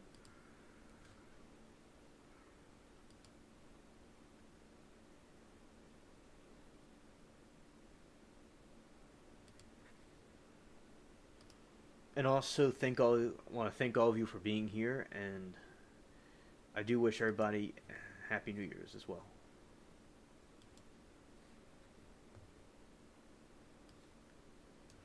Okay.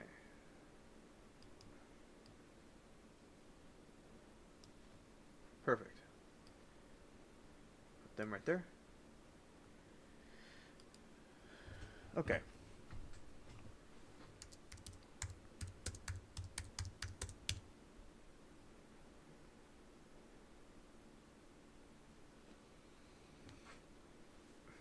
So this, we're talking about the robots. This is one of Tesla's robots, just to show you an example. And also, I've seen these different ones where I see how the top part of its head is black. And you have this, it says, Tesla robot attacks engineer leaving trail of blood across the factory floor. So isn't it something that one of the machines attacked them? That's really unfortunate.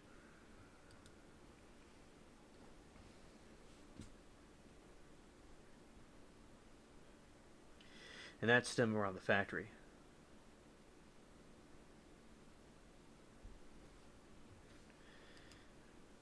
Tesla robot attacked worker, says report. And Elon Musk says the term is absurd. So, like, from what I was seeing, Elon Musk was like saying it was not true. And Tesla robot attacks an engineer at the company's Texas factory.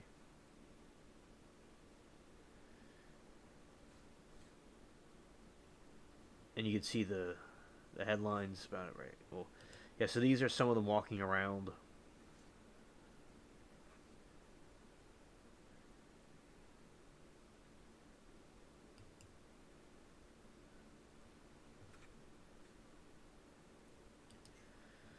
So this is what Musk was saying. So Elon Musk rips media reports of the robot attack in Tesla factory. So I was saying before that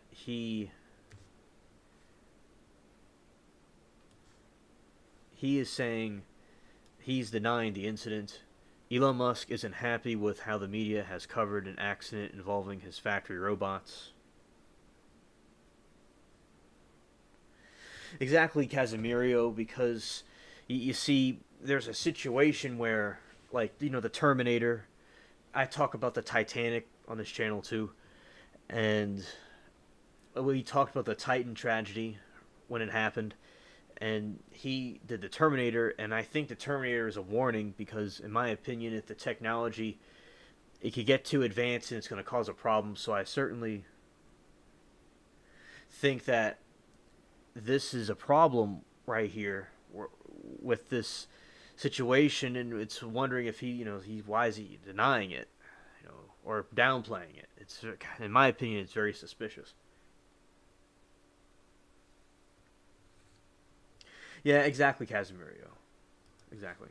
It's really a bad idea for them to take over because it's like you can't control a bad person. They're not going to control a bad robot either. A robot doesn't have like the emotions we have. It doesn't feel pain.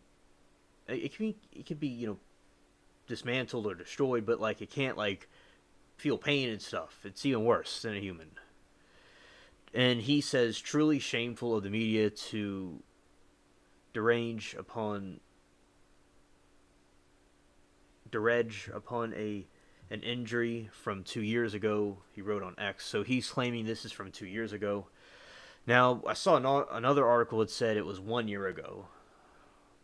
Musk, which is kind of I want to see more information about this. Musk said the reports falsely implied that the accident was due to his humanoid Optimus robots, and Elon Musk has slammed the recent. So I did a video about Musk with the robot situation. Now I'm reviewing the parts where he's saying it's not true. He says, or he's downplaying it. And Casimiro says, like RoboCop, but for evil intentions and Demolition Man. Yep. Yeah. Yes. That too. Elon Musk has slammed recent media reports of a robot attack in a Tesla factory in Austin. Truly shameful of the media to direge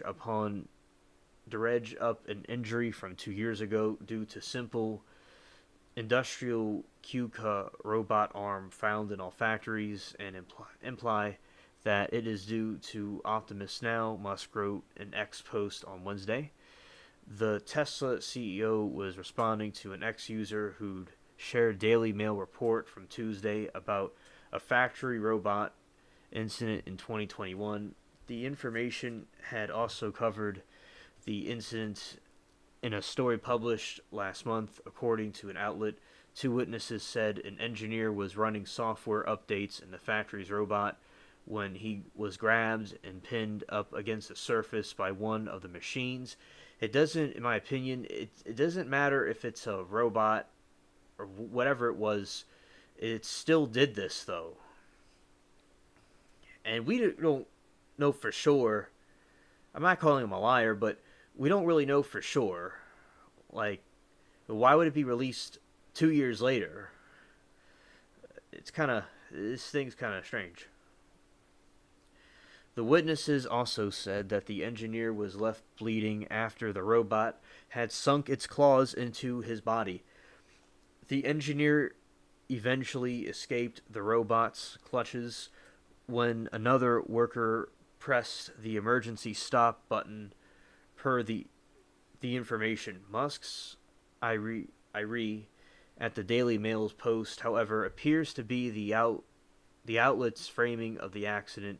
Daily Mail story used a thumbnail featuring Tesla's humanoid Optimus robots, not the QCA robot arm that was involved in the 2021 incident.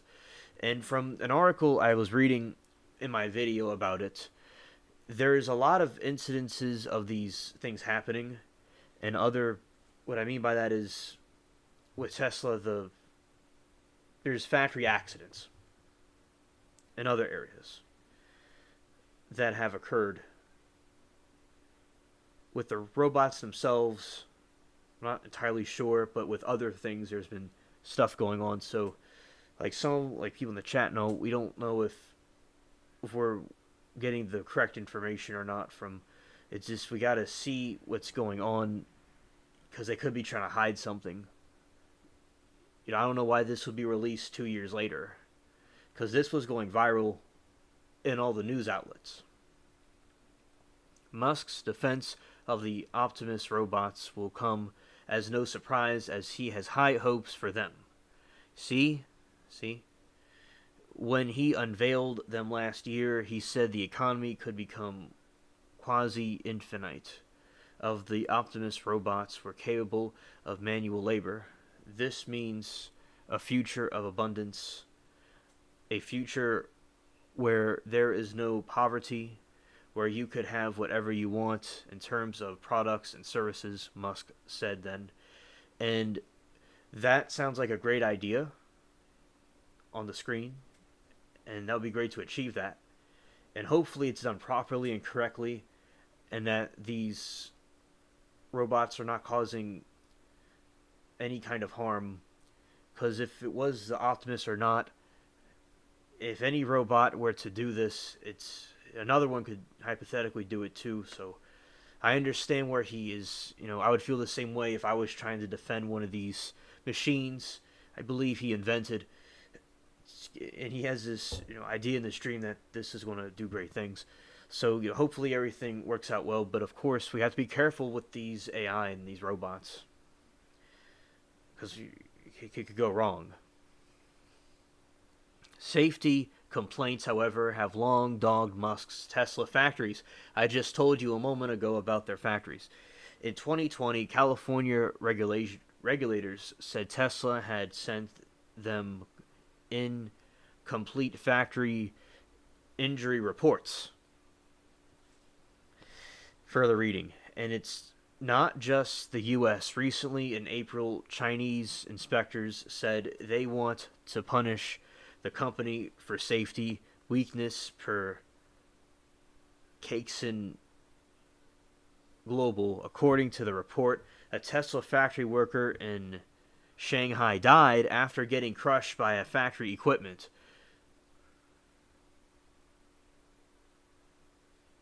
Okay, Anthony, thank you for coming. It was nice having you in chat tonight. Thank you for staying up to this late night special of the spaceship.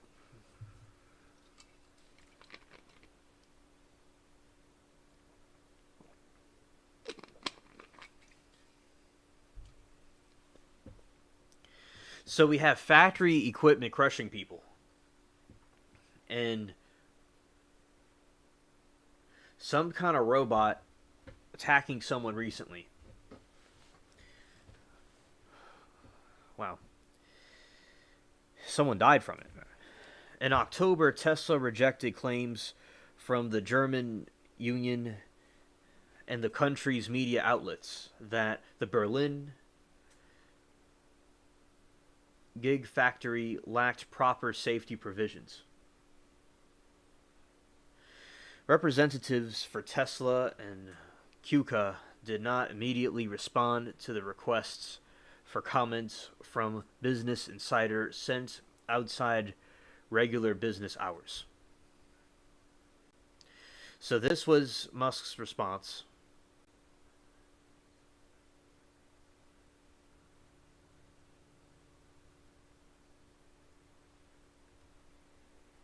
So that's not what I was trying to do right there. I was trying to go here and go there. Oh, Latina, he was saying about how he wanted the Orange Man to be on the ballot. They didn't think they should remove him.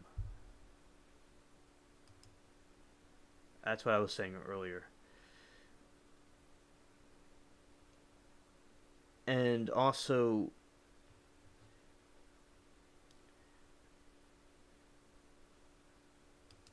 we're going here and we're going to look at something. We'll look at this.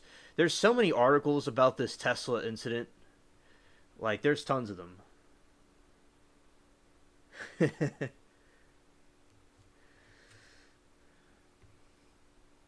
Yeah, Latina saying AI,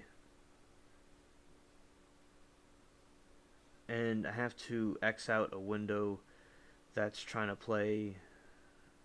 It's okay. A Tesla engineer at the company's factory near Austin was allegedly attacked by a robot in 2021, according to an incident report filed regulators. Witnesses allege observed the robot at the Giga Texas factory pin the engineer and clawed at his back and arm, causing a trail of blood on the factory floor, according to the 2021 injury report filed to Travis County and federal regulators, which was reviewed by Daily Mail. The robot reportedly immobilized the engineer and left the victim with an open wound on his left hand. The engineer was able to break free from the assembly robot after a colleague pressed the emergency stop button. Upon being released, the engineer reportedly tumbled a few feet down a chute intended for collecting scrap aluminum, leaving a trail of blood. According to the reports, Tesla said the engineer's injuries did not require him to take any time off work. And like Elon's saying it happened 2 years ago, but it looks like it happened last night. Tesla has faced criticism for its handling of the workplace safety and accident reporting at the Giga Texas plant. Data has shown a higher rate of injuries compared to industry averages, and that is what I've been seeing all over the place about this. Stranded, who's a caller on this show, she was telling me that she's worked in the like these industrial factories. She was saying how they have like Honda she worked at, and she was saying these conditions are not really that good. She's not surprised at the situation of something like this happening in general, and it seems like unfortunately Tesla is having some problems. It seems there's a lot of injuries going on at their workplace, and it's getting a lot of attention. Different countries have called them out at their factories in different parts of the world. So the thing that's happening in Texas is not anything new. And Casimirio says there's a Tesla factory near Reno, Nevada.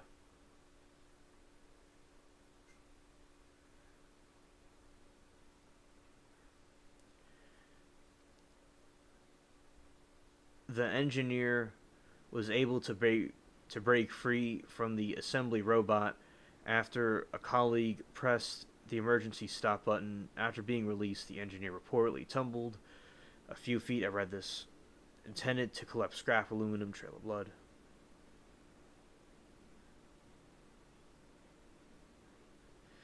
According to reports, Tesla said the engineer's injuries did not require him to take off work. Tesla has faced criticism for its handling of workplace safety and accident reporting at the Giga Texas plant. Data has shown a higher rate of injuries compared to industry averages in cases of severe on-the-job injuries. The ratio was 1 in every 26 workers in the Tesla Giga Texas plant, compared to one of the 38 workers at other major U.S. auto factories. And Latina, I see your question. Casimirio said people don't like it nor stay long-term working, plus things happen to workers force. They stay silent, exactly. So it seems like who knows what's been going on at these places that we're not being told about because people are not saying anything out of fear. You gotta be careful of fear.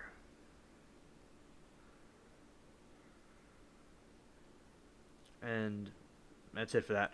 So yeah, it seems like all the articles are like in conjunction with each other. They're all saying about how this dude is his robots I see we're getting a close-up view of the robots. See, this thing is like no face or anything like that. And about to drink some more water.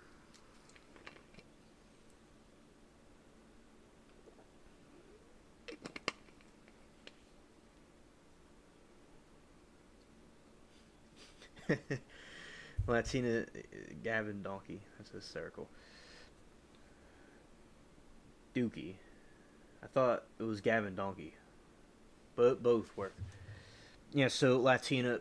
I said this I think 3 times, but I'll say it again, and I'll let you know again if I have to. So the news about that Latina was they were trying to take Trump off the ballot over there, like what they did in Colorado, and then they decided he didn't want them to take Trump off the ballot. That's what happened.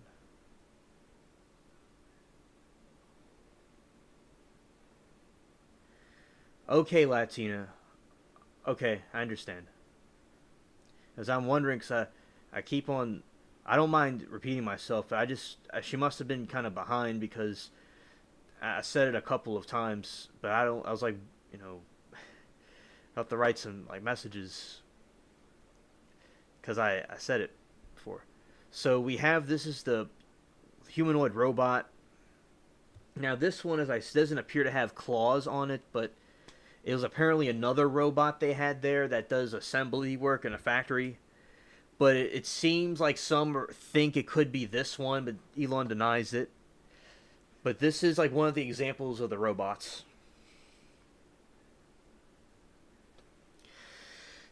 Tesla, the company known for its electric cars, solar panels, and batteries, has also been working hard on developing humanoid robots that can perform various tasks and interact with humans. The company has recently unveiled its latest version of the robot called Optimus Gen 2, which is lighter, faster, smoother, and more capable than its predecessor. So this is the clear robot right there. What is Optimus Gen 2?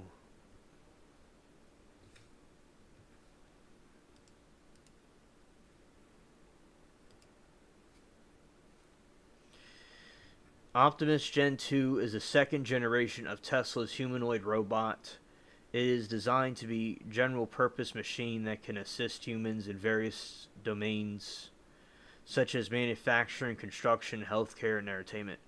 So, say it's like an assistant that's going to help to clean the cats and cut the grass and help the garden and cook. So this is an invention he had, and to help. So it's like kind of like the new Bob the Builder. It's a handyman. It's a very interesting concept. Very interesting concept. And the humanoid robot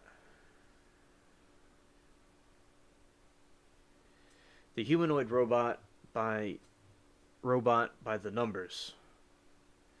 The robot stands at 5'11 inches tall, weighs 121 pounds, which is 22 pounds lighter than the previous version. It can run at a speed of 5 miles per hour, which is 30% faster than before. It has 35 degrees of freedom, which means it can move its joints in various directions and angles. It also has more humanoid like appearance and movement thanks to its new hands, feet, and neck and body. See, it's like kind of moving around. The robot's hands have 11 degrees of freedom and are equipped with the tactile sensors and faster actuators, which allow it to manipulate objects with more precision and dexterity.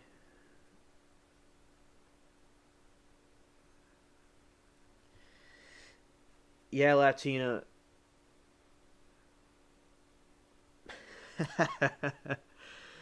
She's hilarious. Yeah, Latina. I think he's like doing this, being a shyster politician. He's playing his poker cards right. He's playing the cards.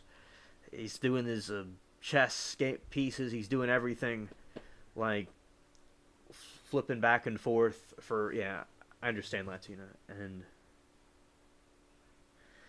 and Latina says Tesla effing up hiring low lies. Hilarious. And also, Latina says further, I knew one personally they don't drug test enough. Yeah, I see what you mean, because they're letting these people in that just are like things from, like, the gutter or something. I understand. And I didn't know that, but it makes sense. I can see the results here. And I mean, if you're going to have, with Elon, with his dream he's trying to convey and put out into the world about these advanced robots, you cannot have a bunch of people that are not helping contribute to his idea. And you can't have the people getting hurt at factories. If it's a regular robot people have at every car dealership, I mean, at every car factory, if you have some machine that's at every single place, or you have one of these robots, you can't be doing things like this, and the people have to be coherent. Like, you wouldn't want somebody, like, people can drink or whatever people do, but like, I don't suggest doing heroin or something, but people, like, at their workplace, they should be together to do what they have to do. And he needs to get people straightened out, and he has to get his factories together, or all, because it's like Tesla not looking too good right now. We were talking on the other chat, this other chat, about how this is going to cause some hardships. It can, for Tesla, in our opinion. The robot's feet have more natural shape and have force, toric sensors, and articulated toes, which enable it to balance better and walk more smoothly. The robot's neck has 2 degrees of freedom and can tilt and rotate its head, which gives it more expressiveness and flexibility. The robot's body has integrated electronics and wiring, which make it more streamlined and robust. The robot also has a new white collar scheme.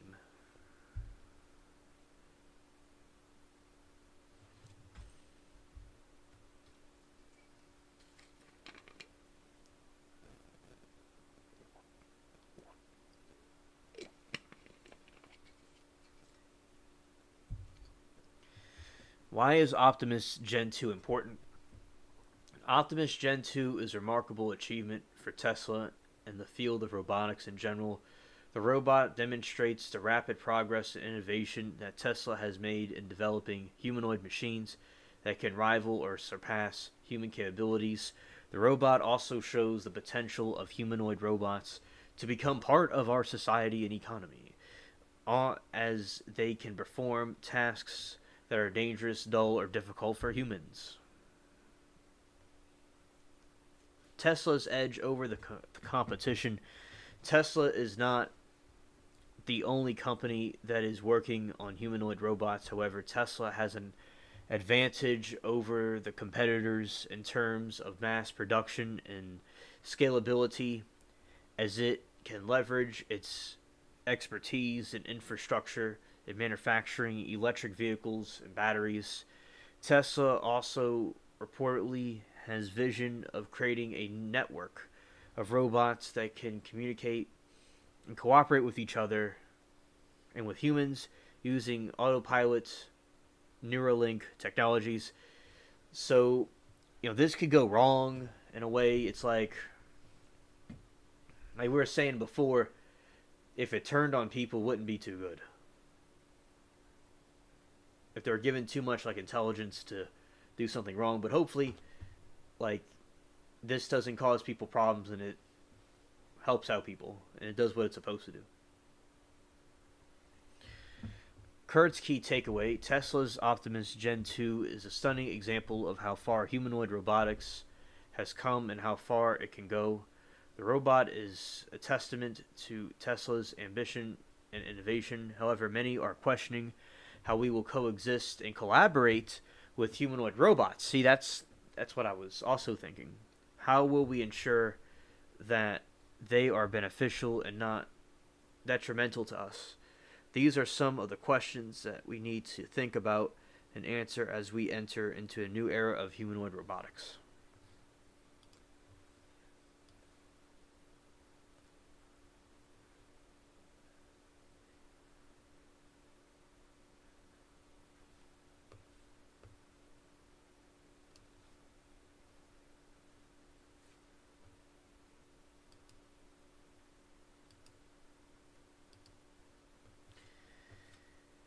Yeah, so we see, that's just an example of what these, you know, what's going on.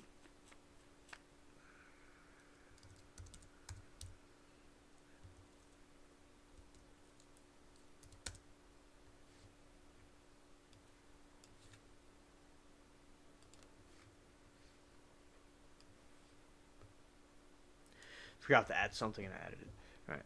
So Fox covered it. Tesla robot goes haywire on engineer in a Tesla factory, trail of blood. So this one. So like here's an example of a Tesla factory.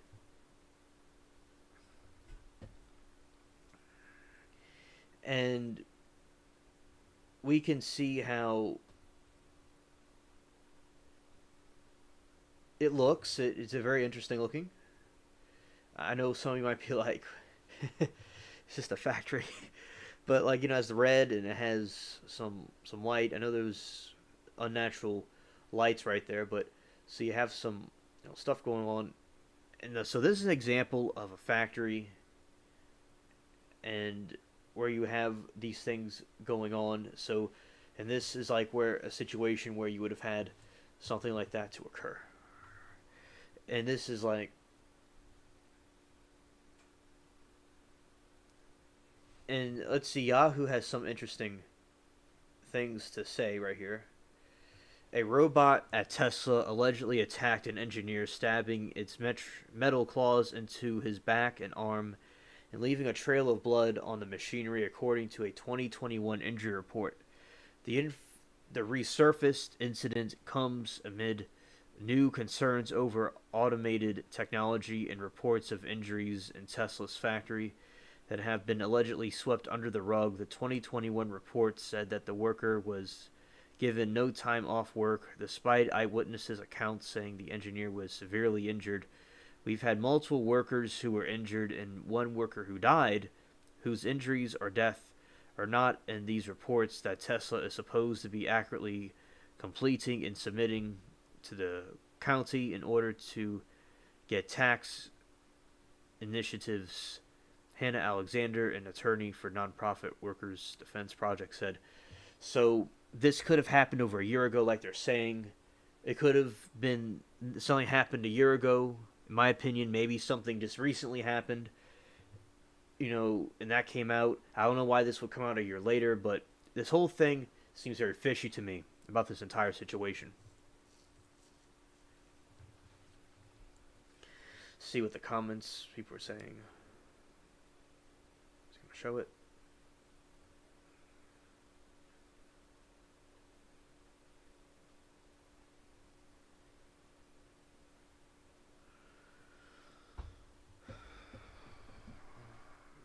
And this person named Ernest said, "This is Yahoo Tech. This person says these kind of accidents had been happening at auto and other manufacturers going back to the 70s. Not frequent, but they happened. It's usually the fault of the person who's injured. Industrial robots have a work envelope that is clearly marked. There is some kind of barrier. If you enter the work envelope, the robot are running. You are taking your life in your own hands. Paul says, I worked 40 years in manufacturing and can tell you robots do not attack people. This is a result of poor safety standards accidents are caused by. They just don't happen. Tesla needs to take safety seriously. Now, from the articles I'm reading and gathering, that given, let's just say the safety precautions were taken, hypothetically, it's possible that this what they're saying was it malfunctioned and it did something it was not supposed to do. Something went wrong in its code. Maybe some nefarious thing happened in its code and it attacked a person. But like it's possible that it didn't attack a person and it was a safety problem that they didn't take they didn't take safety precautions. But still anyway, this is absurd for this to happen, and there could be something we don't know about with how these machines are being programmed to run. In my opinion.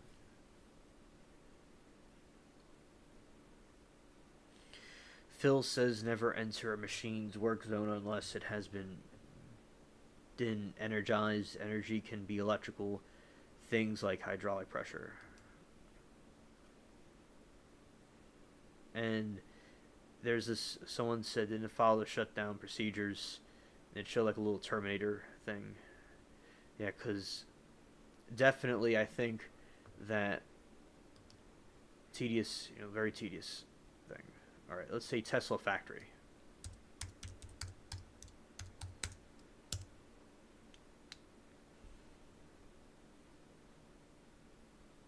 Because it says, remember, it says, because I like reading different articles, they show different things. And like this one headline in Sky News is saying Tesla worker injured by robot that pinned him to a wall with its claws. So it pinned him to a wall. So if it's just a factory thing that picks up a Tesla car and puts it over on the next part of the construction of the vehicle, why is it picking up someone and putting him against the wall? It sounds more like a humanoid type robot, wink wink.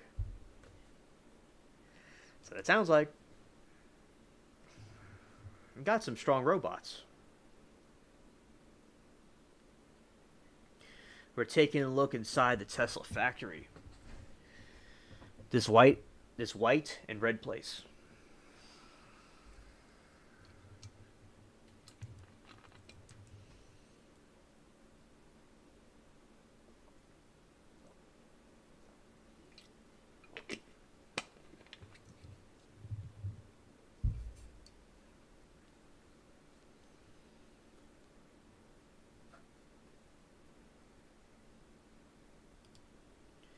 Those are the cars being painted.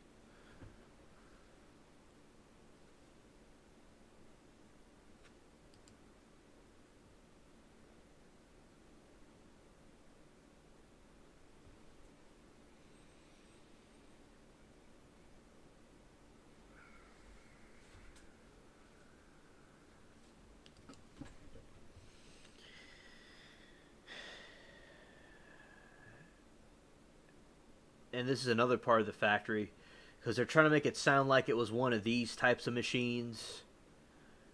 But it's like, as I said, I don't know how that, given that it happened, one of those machines picking up someone and pinning them to a wall like a person, but it's like they're acting like the person just walked in there and was just chilling with the machine and is, having a in-depth conversation about the football game or something. I don't think that's what happened. And you see, look, like this is them at the factory, these robots walking around.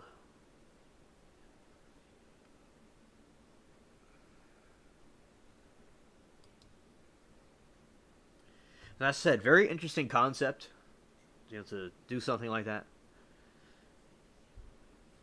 But it has to be done right.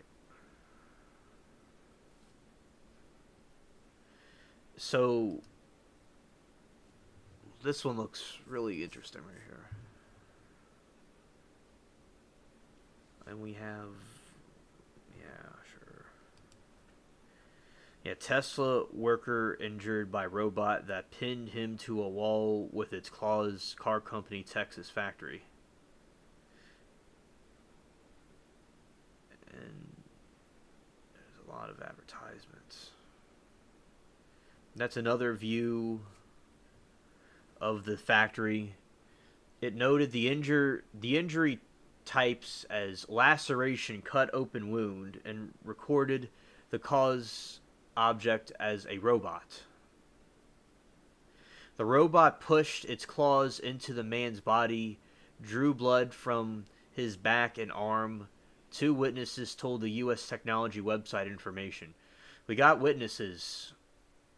Tesla engineer was injured by a robot that pinned him to a wall at the company's giant factory. So he's saying that it was some other type of robot. It seems like it's a robot that could pin somebody to a wall.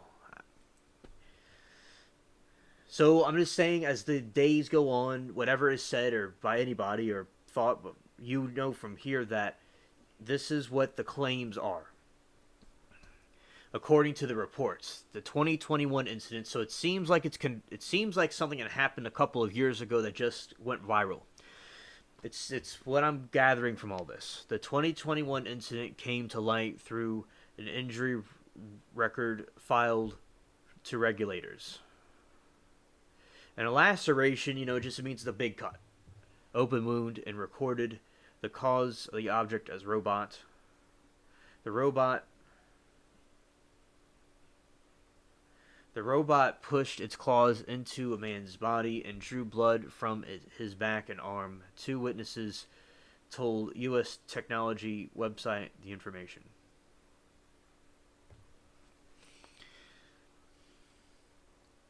And Mary says, I'm telling you, they have surveillance video, I'm sure. I know.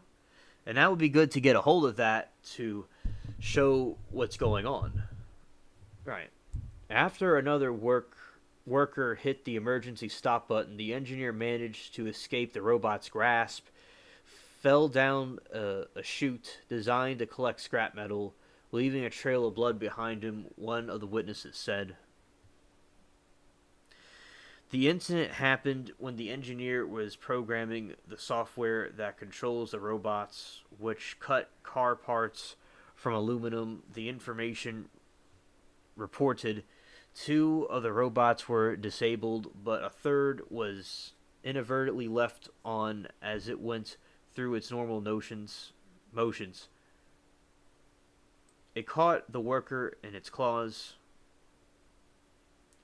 Almost 1 in 21 workers at Tesla's Giga Texas factory was injured on the job in 2022, according to information compared to the industry average of 1 in 30.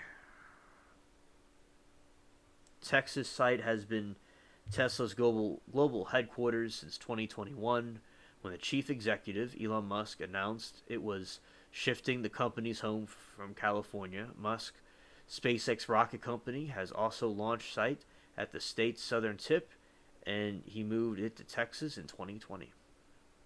So there you have it. A summary of the situation.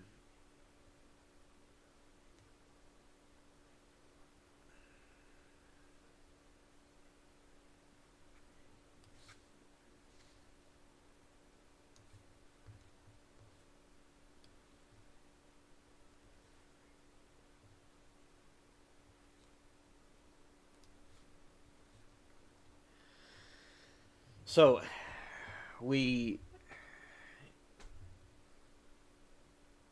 again, we'll look at some more pictures of the Tesla factory. See if you can get anything else. There's some examples of it. That's from another angle.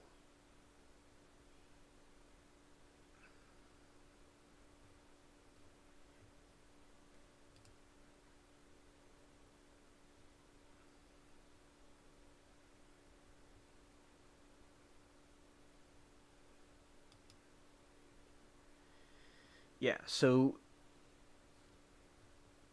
and that's like the outside of it. Berlin,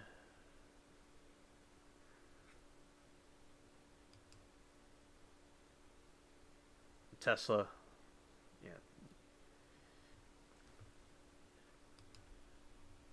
that's just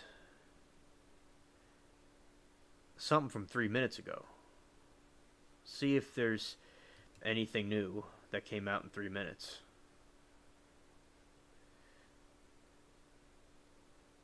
Now let's see. This was put out 3 minutes ago. Let's see if this announced 16 hours ago. By let's see what this has to say.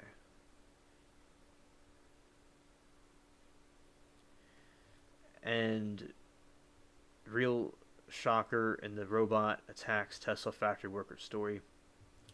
Person writing the article, Zachary, says, I'll be honest, there are a few surprising and confusing parts of the story. First of all, let's note that the incident that is getting all the headlines and discussions is from 2021.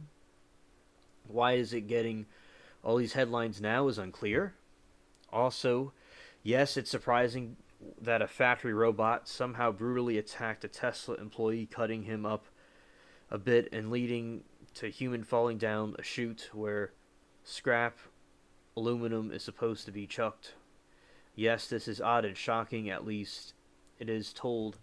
A robot at Tesla allegedly attacking an engineer, stabbing its metal claws in back and arm, and leaving a trail of blood in the machinery, according to 2021 injury report. The Daily Beast writes, the engineer was able to break free from the assembly robot after a colleague pressed the emergency stop button. Upon being released, the engineer reportedly tumbled a few feet down the chute intended for collecting scrap aluminum, leaving a trail of blood. Person says, yikes. So that's like the story we have, and let's see what else this person has to say about it. This is a very new article that just came out. Though the way it's framed in various headlines, it comes across like some robot came to life and decided to go after the nearest humans.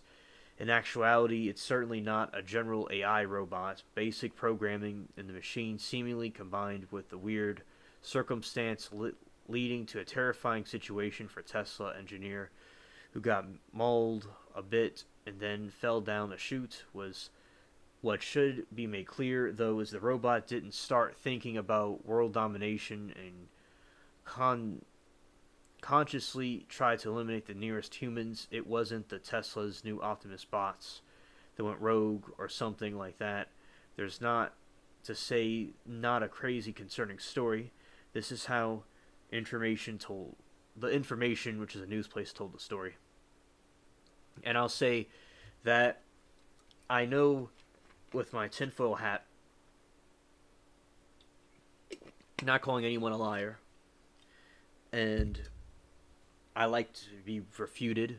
I think it's fine. If I'm wrong about something, I'll own up to it. But given that the situation with the aliens and Planet 10, the Bermuda Triangle, there seems to be a trend of people that want to hide the truth about something and disguise things and call people conspiracy theorists that are saying that something's true when they think it isn't. And then later it comes out that it was kind of true, maybe. Then it comes out it really was true. For instance, we should have had this information many years ago, they're saying, which I don't quite understand that part. And also, there could be more to this than meets the eye, so just take everything with a grain of salt. Any view, really, so as we read this. In 2021, an engineer was programming the software that can... In 2021, an engineer was programming the software that controls manufacturing robots at Tesla's Austin, Texas factory, when something went wrong. Two of the robots, which cut car parts from freshly cast pieces of aluminum, were disassembled so the engineer and his teammates could safely work on the machines. A third one, which grabbed and moved the car parts, was inadvertently left operational, according to two people who watched it happen. As the robot ran through its normal motions, it pinned the engineer against a surface, pushing its claws into its body, drawing blood from his back and his arm, the two people said. After another worker hit an emergency stop button, the engineer maneuvered his way out of the robot's grasp, falling a couple of feet down a chute designed to collect scrap aluminum and leaving a trail of blood behind him, one of the witnesses said. And also, I understand that, and they're being a little bit more specific and clear about which robot it was, being specific about what exactly was going on here. So, I think that it's just really a bizarre situation. It really is. Further reading.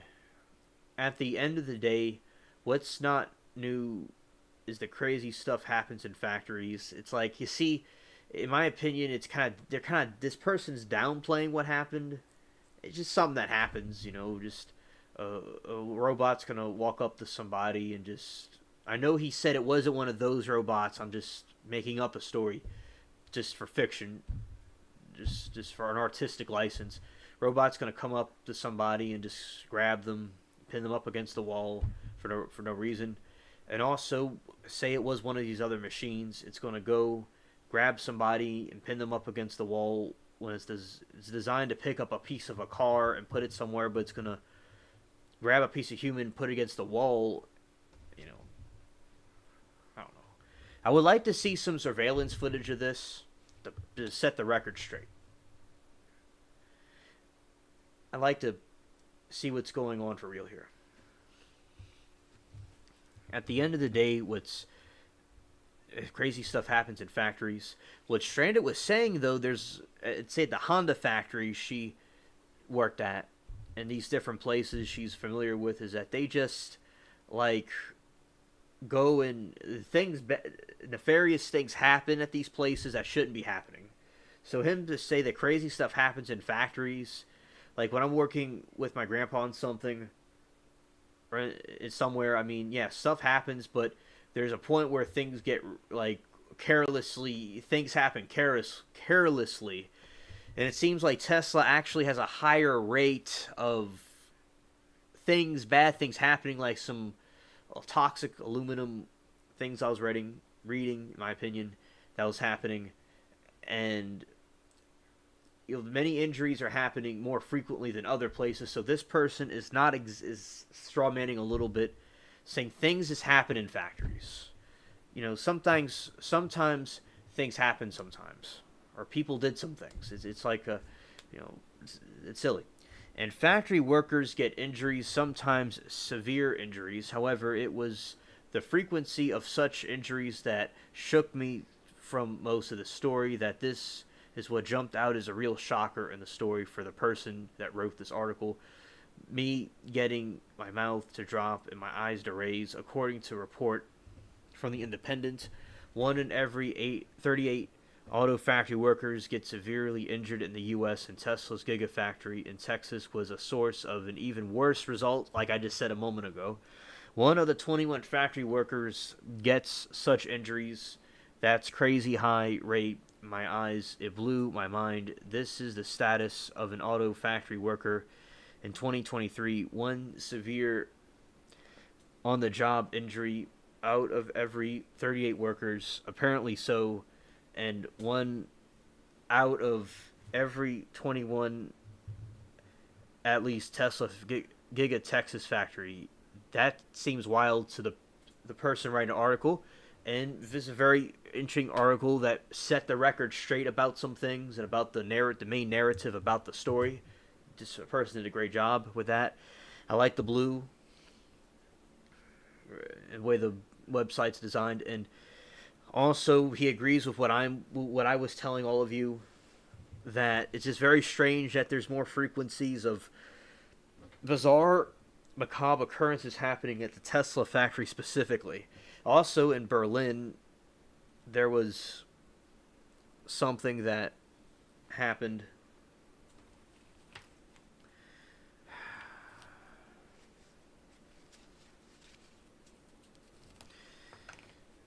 I'm still here. Had a moment of something going on, but everything's okay now. So it agrees with me that also in Berlin, it's like if we're gonna have these robots that are gonna be with us in our houses, which is the Optimus robot, a different robot than the robot that then like pinned someone to a wall and dug its claws into it.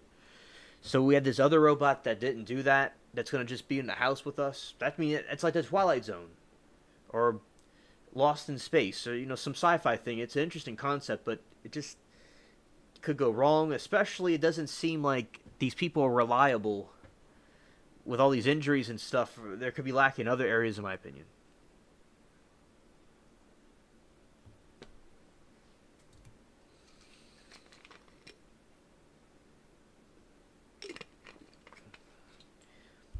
It should come as no surprise, though, that some think even these high injury rates come from unreported injuries at the Texas Tesla factory. My advice would be to read the report with a grain of salt, an attorney, Hannah Alexander of the nonprofit Workers' Defense Project told Daily Mail. We've had multiple workers who were injured and one worker who died. Those injuries or death are not in these reports that Tesla is supposed to be accurately completing and submitting to the county in order to get tax incentives. The death came to a construction worker who died from heat stroke while helping to build the factory. Well, rest in peace. So I agree. To take all this with a grain of salt. Definitely. Because all kinds of stuff going on we probably don't know about. Tesla definitely has culture of work fast initiative quickly. The famous phrase from Silicon Valley where Tesla was birthed is move fast and break things. Does that come into play at Tesla's factories in a way that leads to more worker injuries? It would not surprise the author of the article at all. It doesn't surprise me either. And I think anyone who knows much about Tesla and particularly Elon Musk's approach to business would have to say the same if being honest with himself. Yeah, definitely.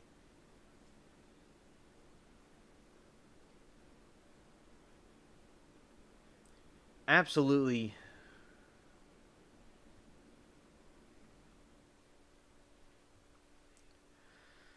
It's crazy what this thing is going on. This person in the comments named Brent says at Tesla, move fast and break things includes humans apparently.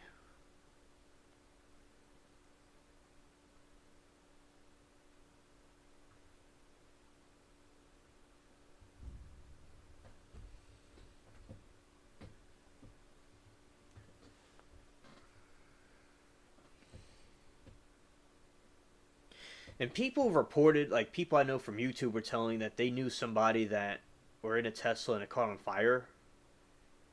Something's not right. And this could reference what Latina was saying about how they're not building them right.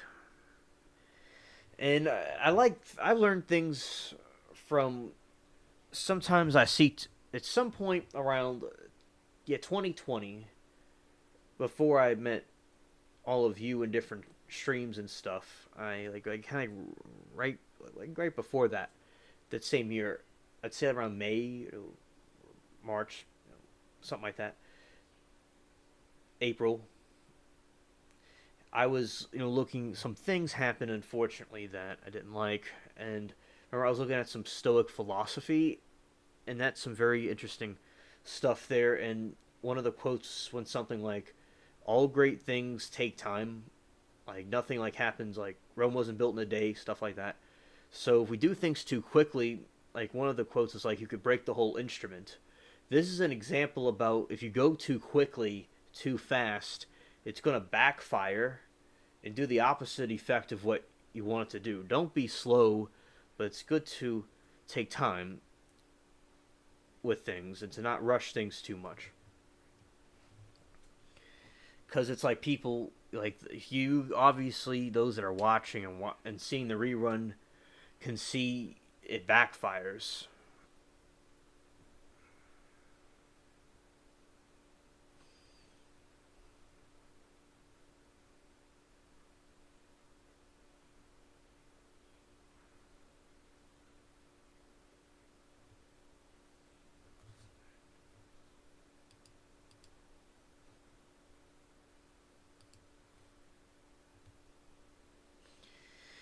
Yes, Latina, that's possible that it could be. That's a certainly a possibility here that it could be a sabotage situation. That's an idea that could be happening. And reading some of the comments here in the blog post, another water upgrade real quick.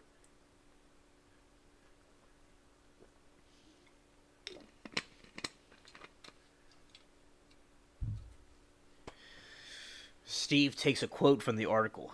A third one, which grabbed and moved the car parts, was inadvertently left operational according to two people who watched it happen.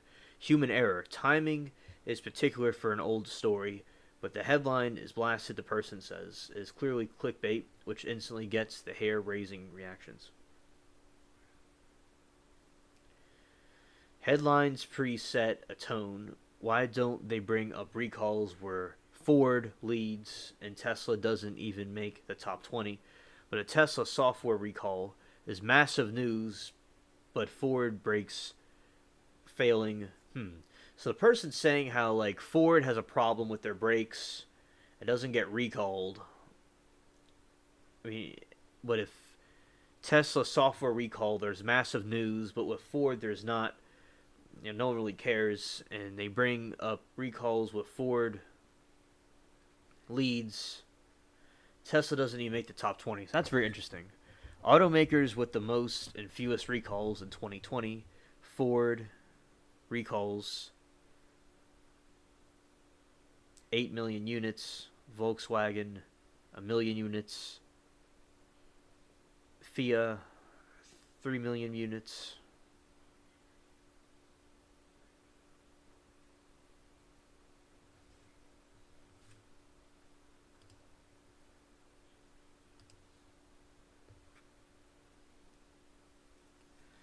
So yeah, and then there's the Cumanese Ram Desiglate 08 that was planned.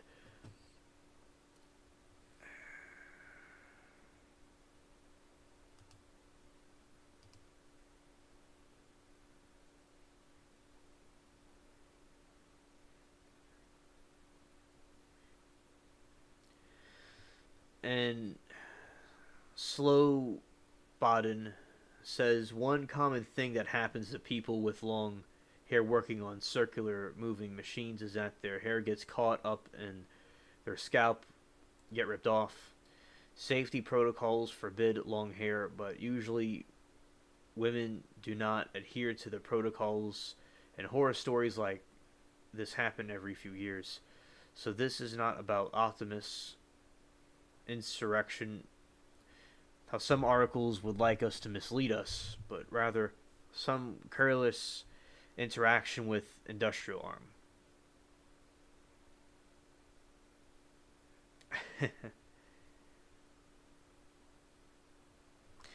Latina said some great points. Latina says, a lot of times it's because they ignore fixing small problems. Exactly. When regular maintenance is not being taken in consideration, you're going to have a problem where people aren't going to do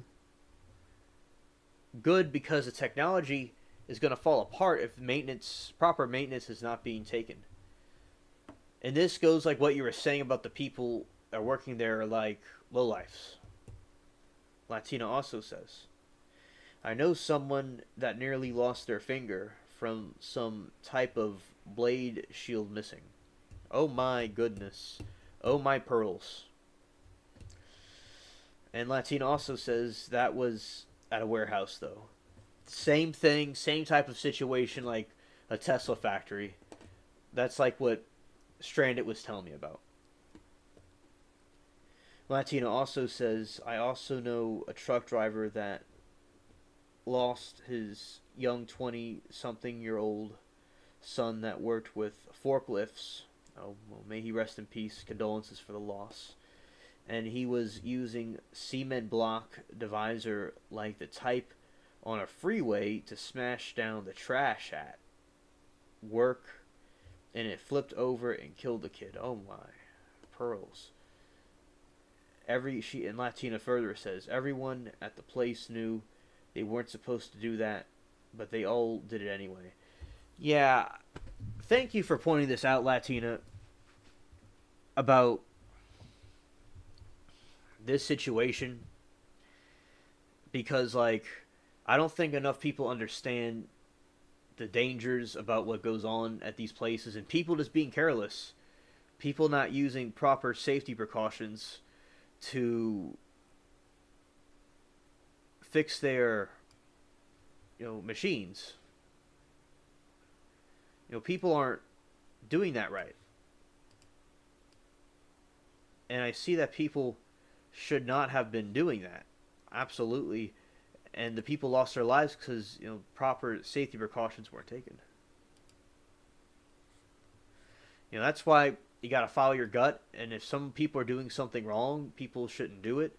Like if kind of a little bit off topic, but something else I talked about on the channel a little bit about 9/11, how people were told to go back to their offices, and some people didn't, some people did, and the security was telling them to go back up, and some people died because of that. So just because everybody's doing something doesn't mean it's the right thing. Follow your gut, even if it's against the status quo, even if it's against what everybody else is doing. If you feel you got to do something or do something correctly, don't do something dangerous. You follow your gut, in my opinion. Follow the heart. It just somehow knows. Your intuition, all that, it just somehow knows what to do, what's best for you.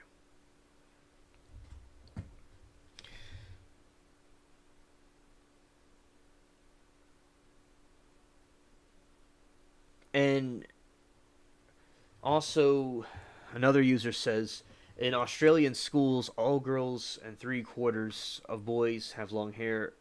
I did too in the 1970s, even working lathes, farm machinery, etc. It's a terrible risk to take just to demonstrate the individuality. Australia, which is called AUS, now has a strong culture of avoiding workplace accidents, of leaning from past mistakes. It's often overbearing nanny state and consequently mocked. To attack requires intent harm. A robot was simply following a prescribed set of motions. A human was unfortunately positioned in the pre-programming field of motion.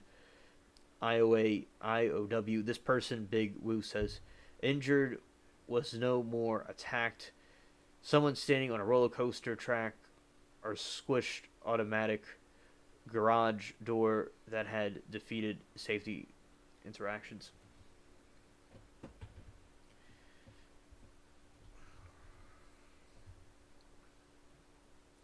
So you see, what they're trying to say is that this user saying that they don't feel this Tesla catastrophe that happened was intentional, that the robot was programmed to do A, B, C, D, and the person was in the way of doing A, B, C, D, and the person became FG. And so that is why, another example of that, so it could have just been safety or careless behavior.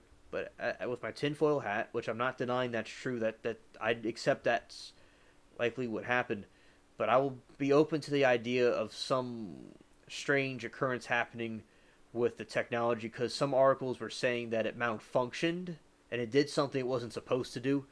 Like some of these people are saying how, which of course we'll see what the real truth is. We'd like to see a trial about this. Like to see some evidence. Like to have this done in a courtroom. That would be great to watch. That'd be just perfect. See some footage. If it was doing something it was intending to do and someone got in the way of it, or what other articles were suggesting is that it malfunctioned and attacked the person, or say it's supposed to do this, but it accidentally something goes wrong and it does that. If it was sabotage or whatever, but it seems some people are thinking it just person was in the way and being careless. So those are a few of the different theories about the situation. Innocent to proven guilty. We'll see how, if this goes to court, how a trial about this would go. I'm certainly going to be watching and covering that when it happens.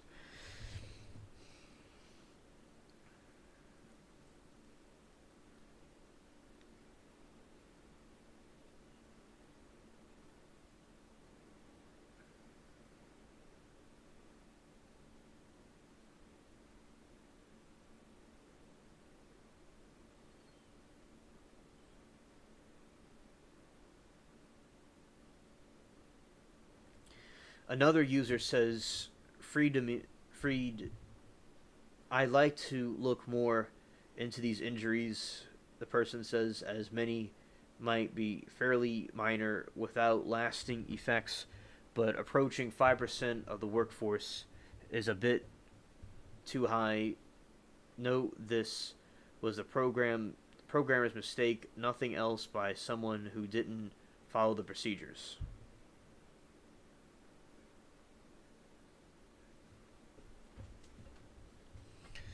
Another user says that serious injury rate struck me as well. The person did OHS for a food manufacturer during an expansion time. Lots of construction or ramping up production. We nowhere near that level of minor injuries, much less serious ones. There is something wrong with the magnet hand wave kind of injury record. Good, interesting point.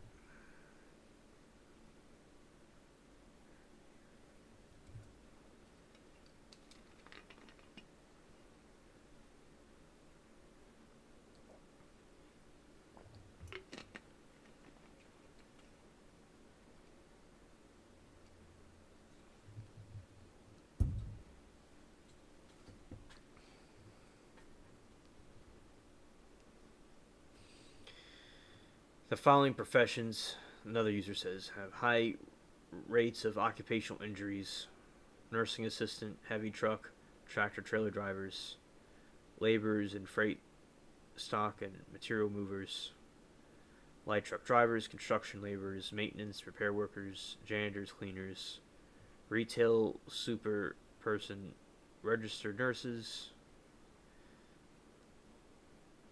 stockers, and order filers. Wonder how a nursing assistant is the most dangerous one, and nursing registered nurse isn't. Not exactly revolutionary jobs, just earning a crust, generally menial work. Of course, we could just offshore manufacturing to Pakistan, Kazakhstan, Morocco, even Mexico. Then who cares? Yeah, so the people are just kind of chatting about the different situations.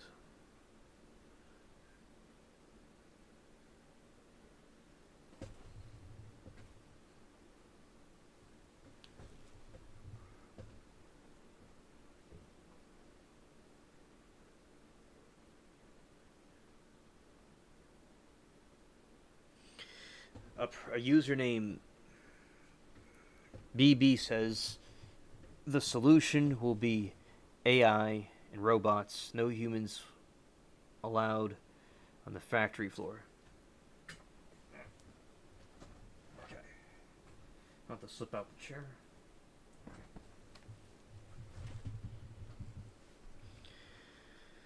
All right.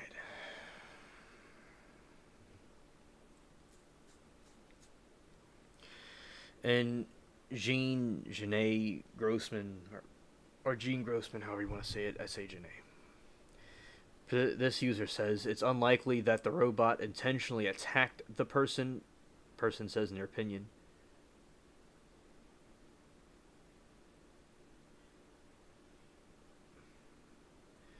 Person, but if wrong moves like that might be something that can possibly happen, designers should add emergency stop devices like large red buttons on the robot's chest and microphone design to recognize someone shouting stop.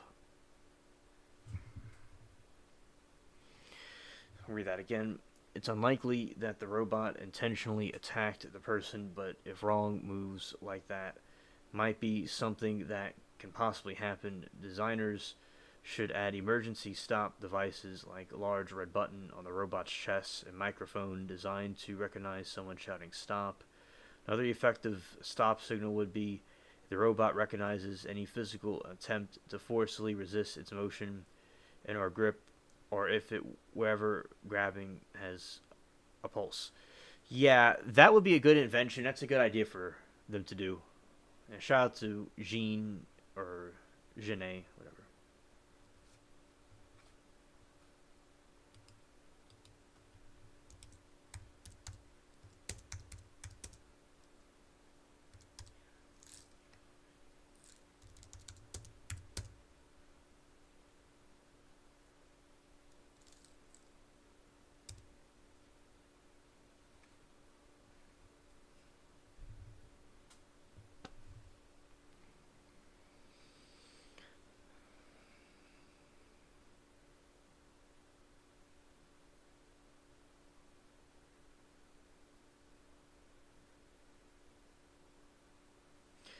People are just like debating about what caused it because it's just a giant mystery.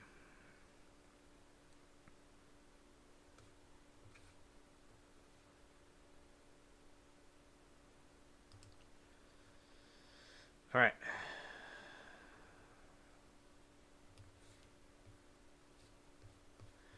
So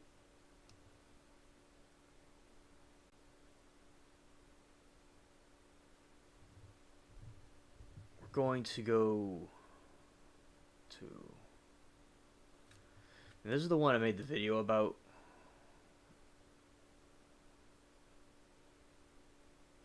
See, this is the place.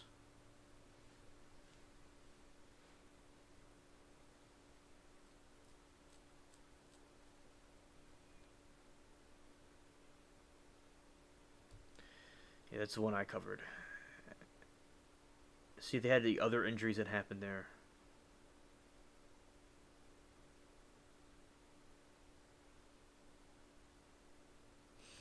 Witnesses reported that heavy machinery, including crane, a steel beam, and an air conditioning duct, have fallen near workers on car production lines. Records reviewed by Information found that workers at the factory fell ill after they were exposed to toxins such as ammonia.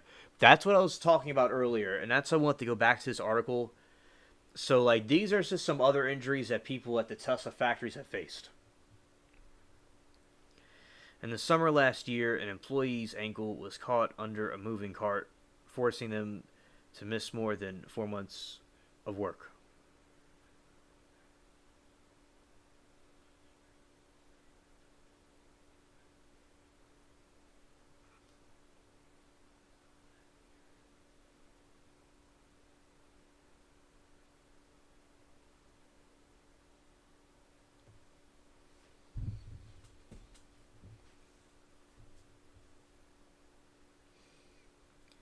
Days later, another worker was struck in the head by a metal object, forcing them to miss 85 days of work, according to the Information.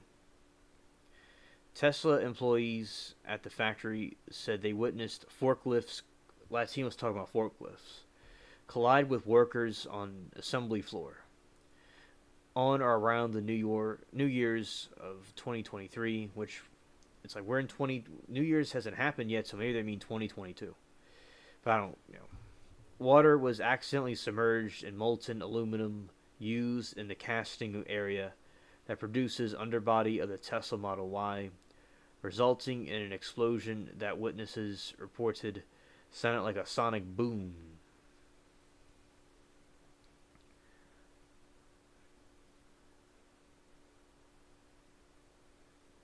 according to the information. The explosion sent a ball of fire and then smoke into the air caused employees to run in terror, according to the report.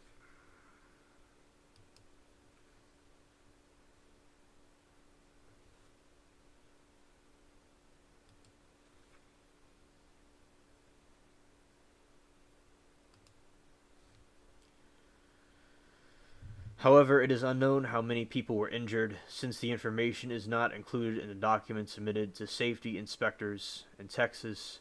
The information report Tesla CEO Elon Musk company began construction on the factory in the summer of 2020 after the Mongol was outraged by California regulators who limited business operations due to the spread of coronavirus.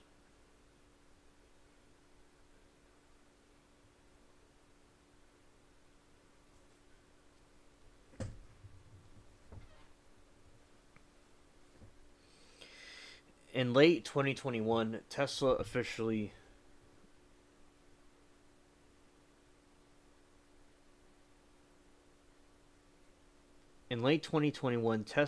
officially relocated its headquarters to Palo Alto, California, to Austin. Musk had stated that he aims for the 10 million square foot facility to help produce 20 million cars annually by 2023. Construction at the Texas facility is ongoing. By the time work is finished, Tesla aims to employ 60,000 people there. Tesla has said it expects to spend up to $10 billion to complete construction of the plant. Latina has a great point.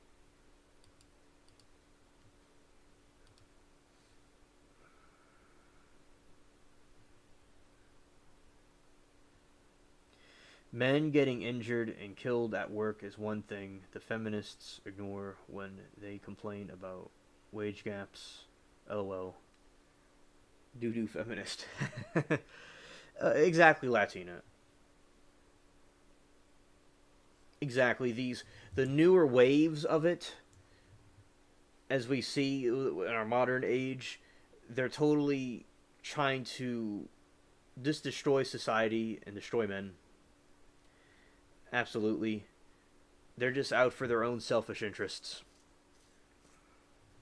And I'm glad that you pointed that out.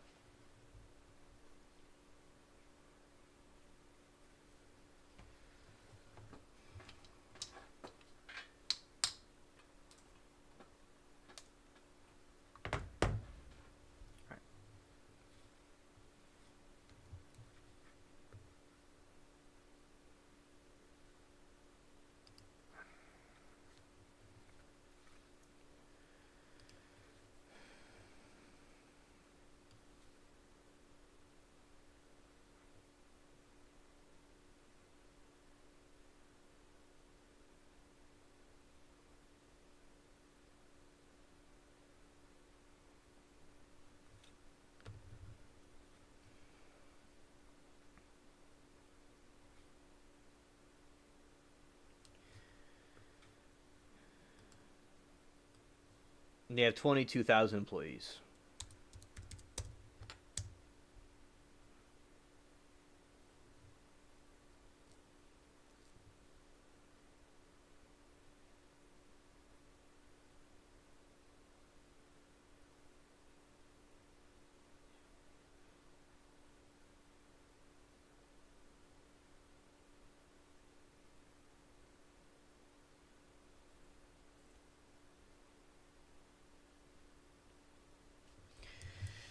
All right, so Latina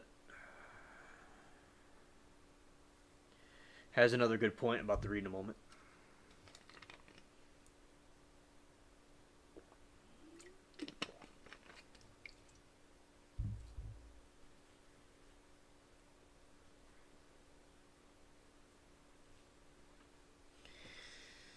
Latina says these NWO people are probably lying and no robot killed anyone there. It was probably an actual person murdering that victim. That's that's a interesting theory, Latino.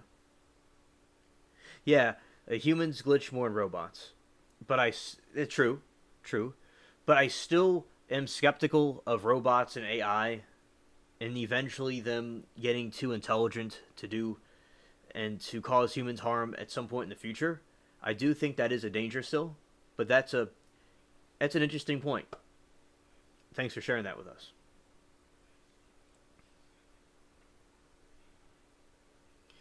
I see a headline. It says Maine elections officials disqualifies Trump from presidential primary. See.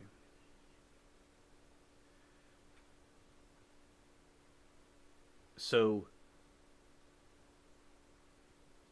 they're disqualifying him from the primary ballot. So Latina, they're trying to take the orange man off of Maine as well. So all these different states, Latina, are trying to take him off the ballot.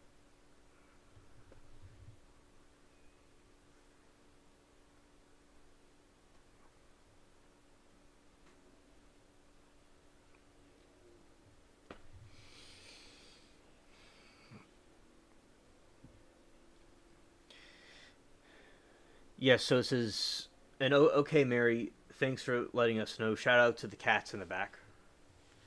It says Maine on Thursday disqualified Trump from the state ballot in next year's U.S. election, becoming the second state to bar from the president in his role from that incident on January 6th. The and Maine Secretary of State Sheena Bellows, Democrat, included that the Orange Man, the front runner of the Republican presidential nomination, incited in a situation back then when he spread the false claims of they say that the thing was stolen, whatever, and then urged them to go there, but that's not really true.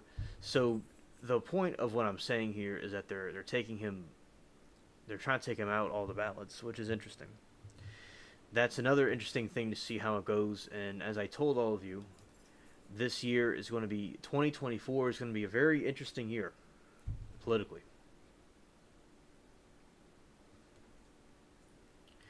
And just an hour ago, NPR, huge surf pounds West Coast and Hawaii, flooding some low-lying areas. Wow. Right. Scared. Right.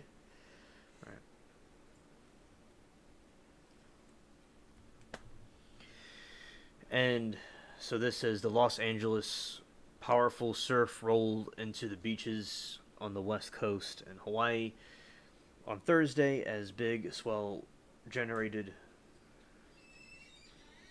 by stormy Pacific Ocean pushed towards shorelines, causing localized flooding. Forecasters urge people to stay off the rocks and jetties and to not turn their backs to the ocean because of the danger of sneaker waves, occasional much bigger waves that can run far and up the sand in which some of a beach. A high surf warning for parts of North California said waves would range from 28 to 33 feet and up to 40 feet at some locations, National Weather Service said, adding that there were reports of flooding in low-lying coastal areas.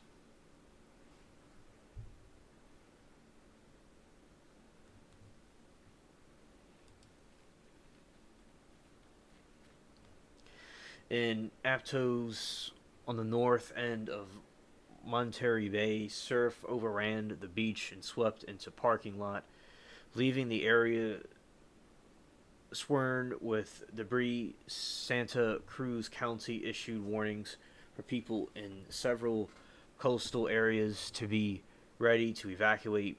Mother Nature Mother Nature's angry, said Eve Kramer, an Aptos resident for several years. I mean, these waves are gnarly, they're huge.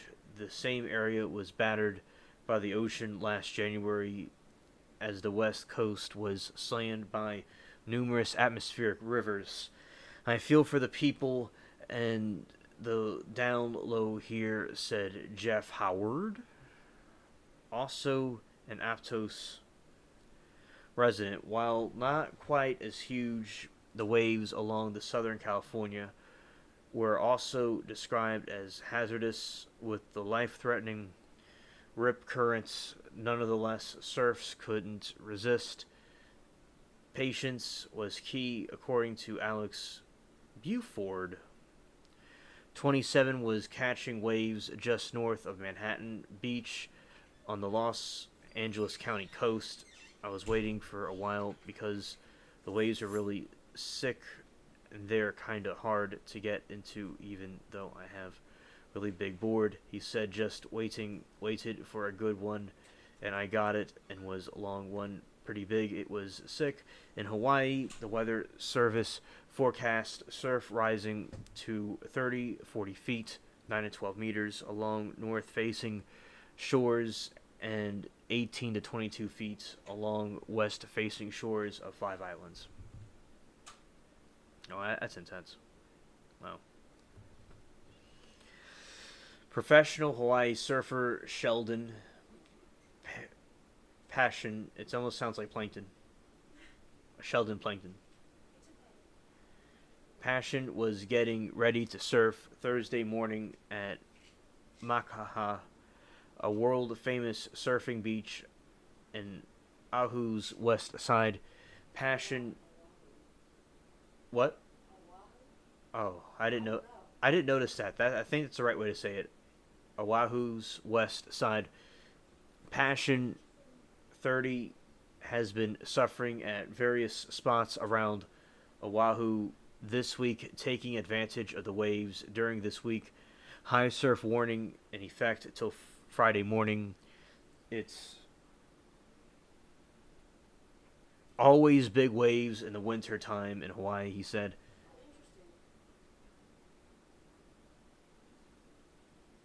He warned that the novice surfers should check with lifeguards before heading into the water and make sure you got some people around you and stay safe. Honolulu ocean safety guards posted at beaches across Oahu rescued 20 people along the island framed Oahu. Rescued 20 people along the island's famed north shore on Wednesday. Spokesperson Shanae and Wright, they were also busy with thousands of preventive actions, she said. This time of year produce incredible surf, but it can also be very dangerous, she said. The dangerous surf could also cause surges that hit coastal properties and roadways, the Weather Service warned.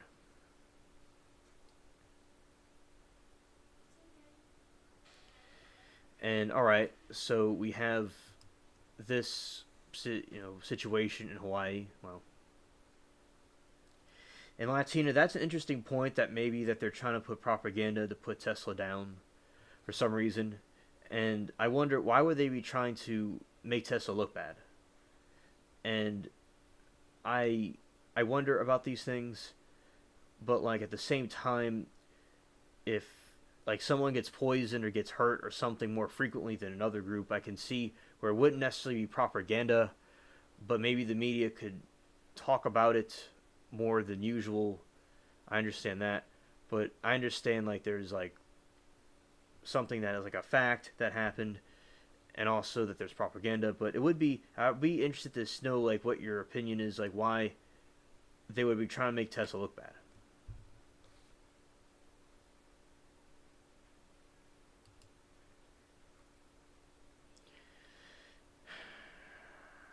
All right.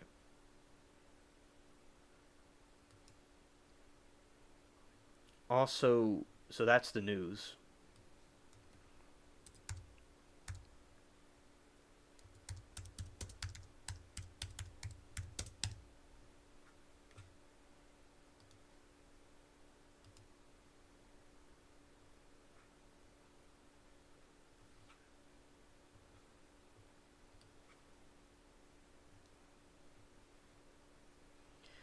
And as I said, hopefully everything gets sorted out. And if they are being unjustly persecuted, the truth comes out, whatever it is.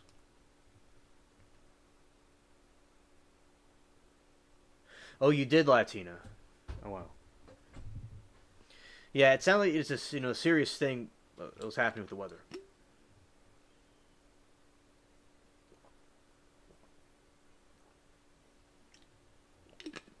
And I understand.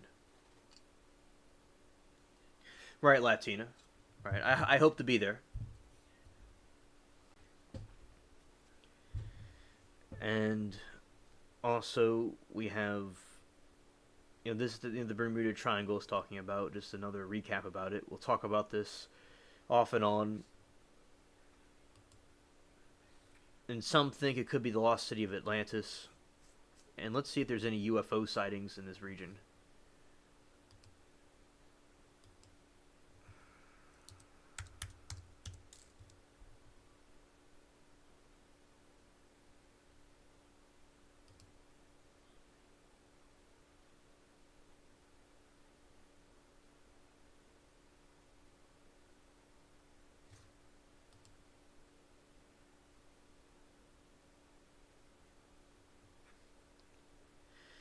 I'm trying to see if there's any UFO theories about this. I have to look more into this.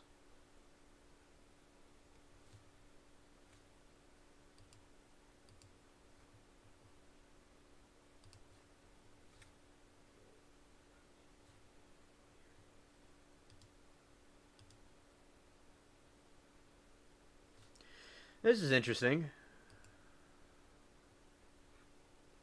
This is from August.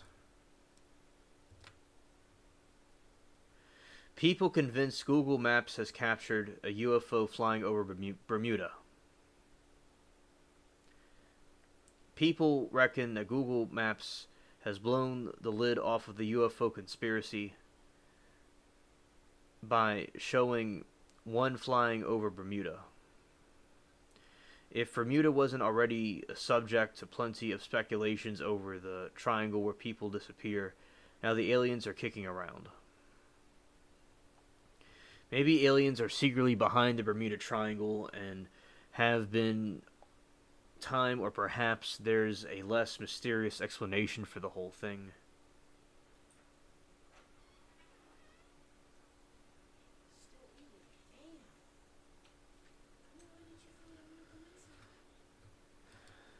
They're not giving you a break. Yeah. Yeah, sparkles. Right. And so, also, Latina, I do agree. That makes sense. She's saying, I think the atmospheric rivers was sabotaged purposely to flood the towns like hers. Yeah, that makes sense. That makes sense. Oh, I didn't mean to do that. Oh, no.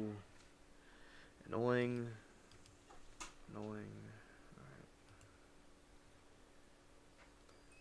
And I crackled.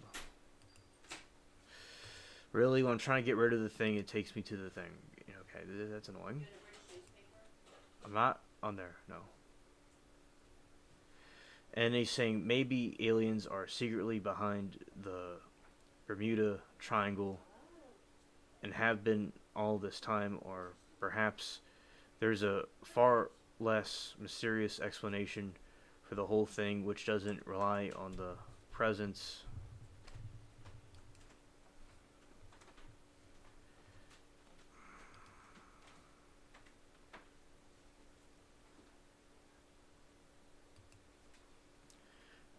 after taking. Okay. far less mysterious.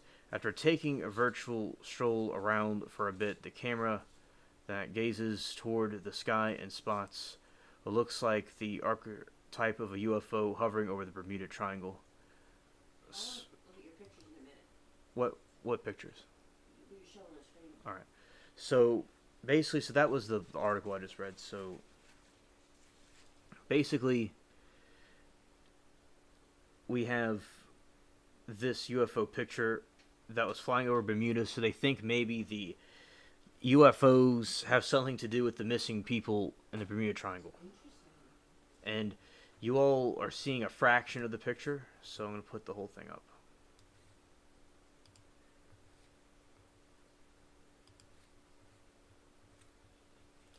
So that's the picture right there. And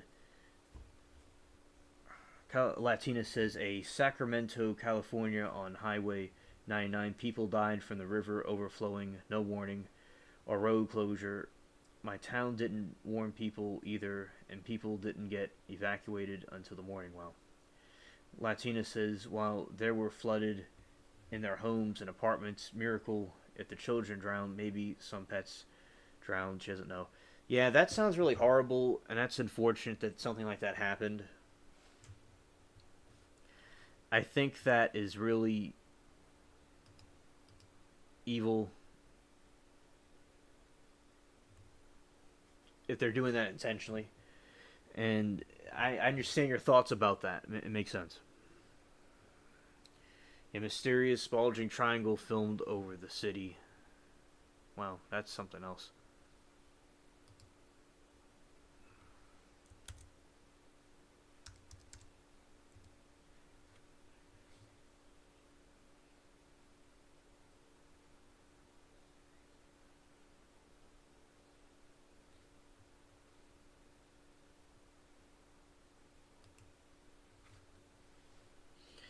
Yeah, so here, these are the pictures, and there seems like there's a lot of these UFOs that are popping up in different places. Here's another view about it.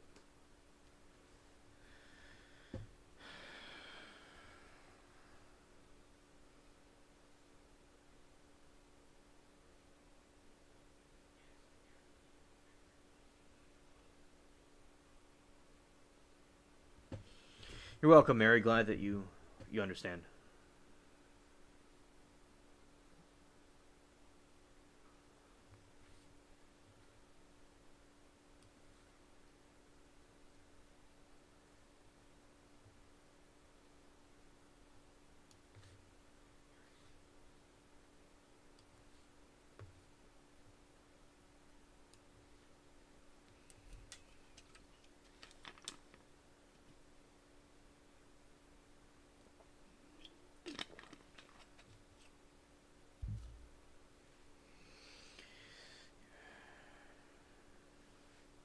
You're welcome, Mary. I'm glad that you like the news about Hawaii. And these are some other UFO things.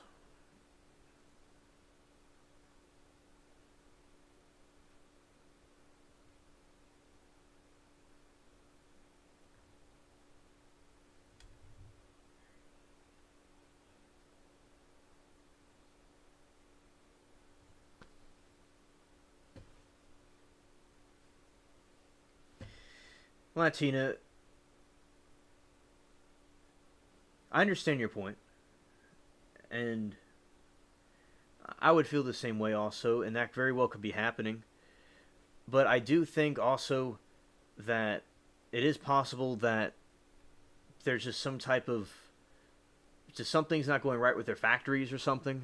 It seems, and that like if someone gets injured more at Tesla at their factories, I don't know how that would be them intentionally trying to make them look bad if it wasn't made up. So if it's made up or something, that would make sense. And I could be wrong or overlooking something. But like if people are getting injured more frequently than another place, the Tesla factory is doing the enemy's job for them to make him look bad. So as I said, hopefully, if there is really a problem and Tesla's falling apart, as you said, there's a lot of lowlifes that work there and stuff, like what you were saying. So hopefully, they could just get that fixed And if they are being, attacked because they're an enemy, hopefully the truth comes out about it.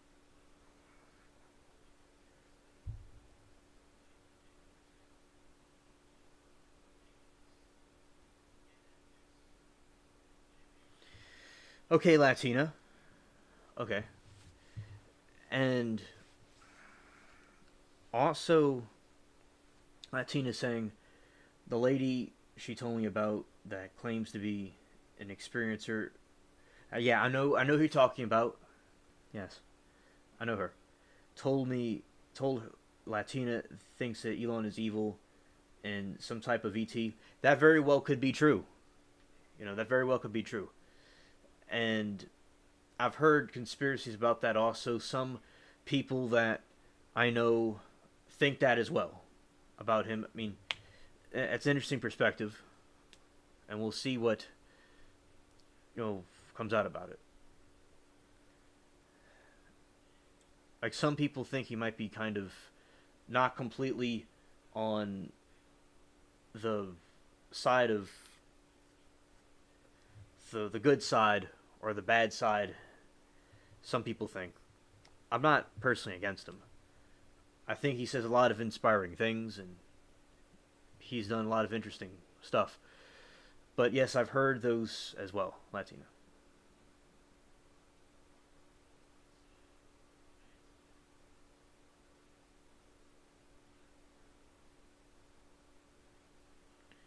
And Latina said there were messenger chat rooms she was being fed this type of information, though. Okay, Latina. I understand. And hopefully everything works out with them over there and they can continue to make cars and he can do what he has to do. As long as it's doing a good cause. Right. Yes, we're talking about Elon Musk.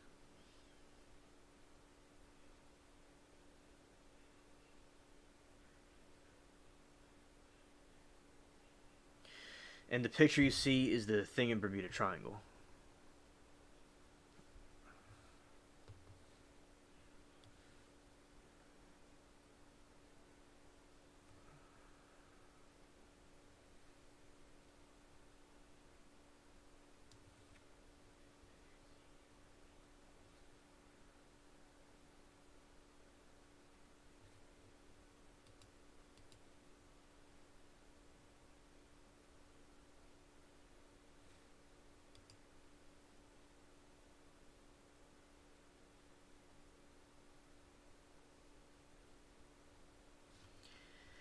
This looks kind of fake.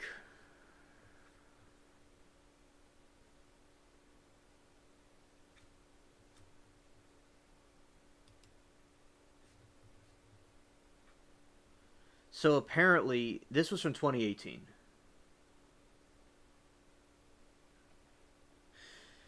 Okay, Latina, she says that the flooding is from January and February of this year. Okay, that's understood. That's on the record. So, mysterious UFO spotted hovering over Florida swamp on Google Street View. So, this is from 2018, a couple of years ago, and this is apparently a UFO hovering over some random swamp somewhere.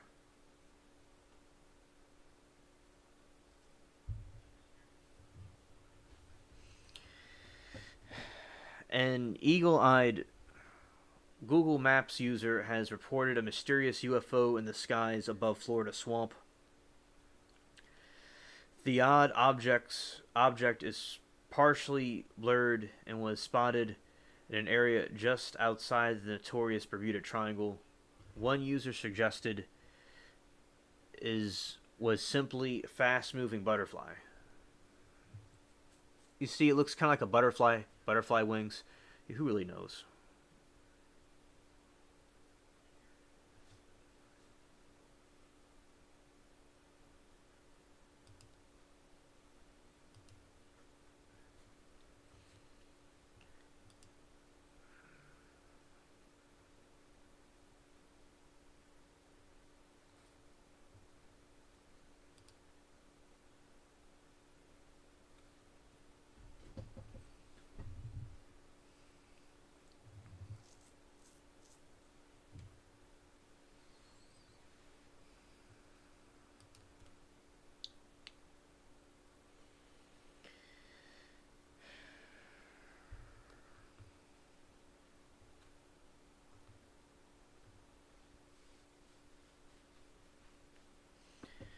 So it's interesting, as I was saying, with the flooding that's going on, and also about the UFO in the Bermuda Triangle. That's also very interesting, and that could be a cause for certain things. And we've looked up that ships and planes have gone missing.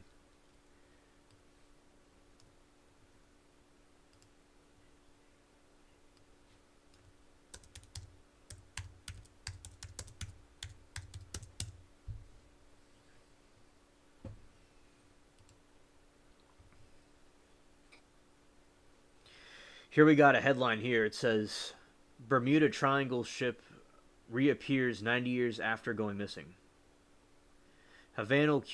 Cuban Coast Guard announced this morning that they had intercepted an unmanned ship heading for the island, which presumed to be the SS Cotopaxi, a tramp steamer which vanished in 1925 and has since been connected to legend of the Bermuda Triangle.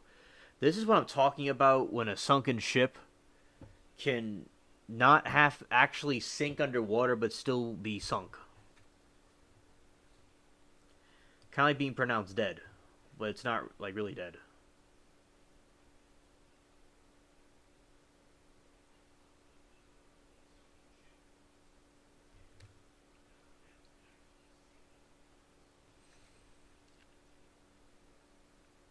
Yeah, that's wild, definitely.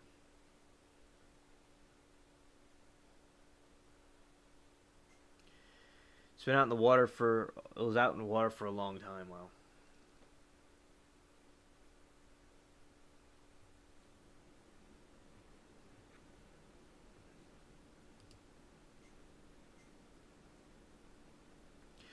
That's the ship when it was younger.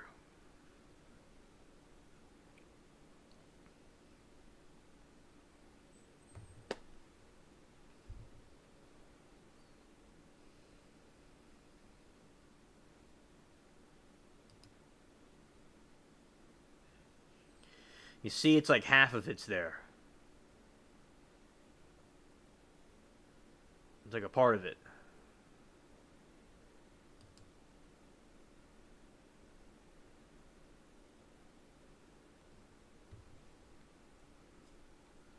Yeah, shout out to Titanic.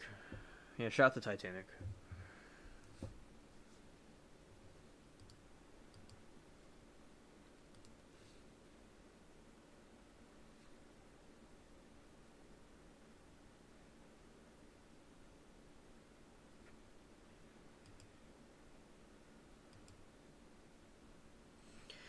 4 wrecks lost and found in the Bermuda Triangle. There you go. You see how that ship's just chilling there? It's not underwater. Right.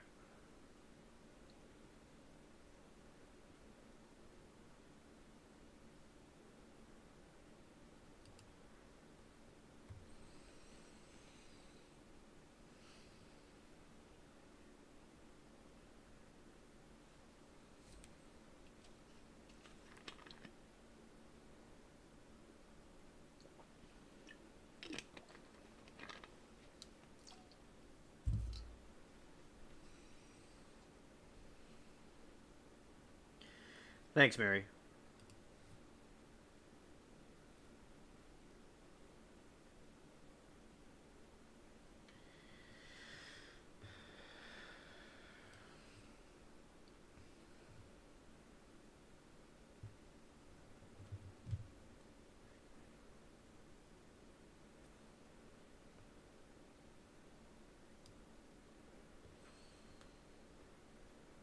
We got this ship over here. It looks interesting.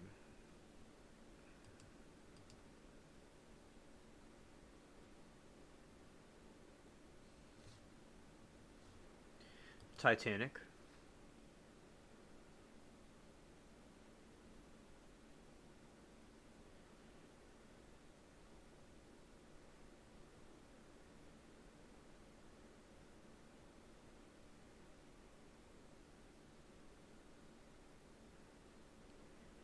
Shout out to Titanic.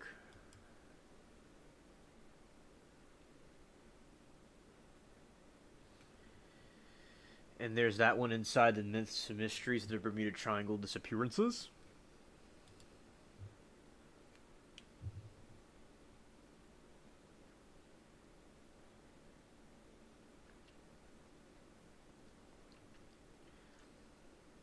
And then you have the Kraken.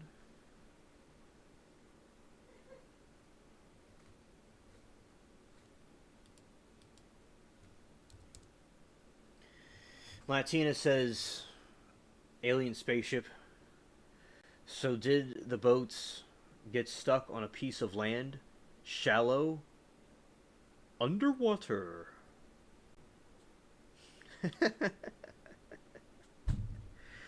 I'm hilarious. I really am. All right.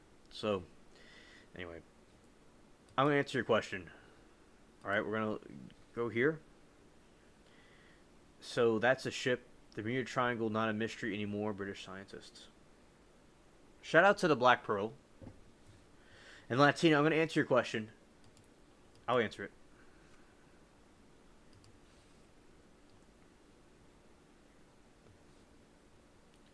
The Black Pearl. All right, so we're gonna have.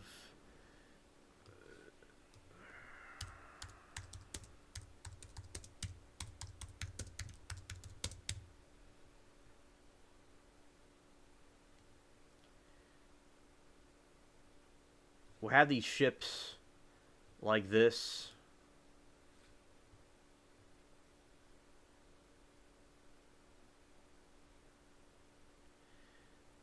They're just kind of dangling there. That one looks like it was about to go down, but yeah, they're like dangling there, like, or this ship that's just kind of like on its side.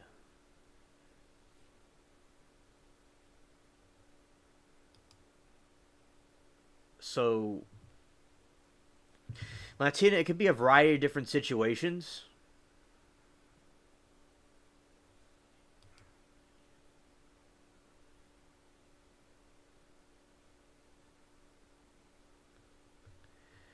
And then we have this, like it's on shallow water and just kind of floated there. You know, that's like what you're talking about, but what I really am talking about is a ship like this. So this is a shipwreck, right? So it's not like a sunken ship. It's like, so it was able to somehow be able to float when other parts of the ship went down. You'll have some situations where the ship, for whatever reason, doesn't completely sink, but it like halfway sinks.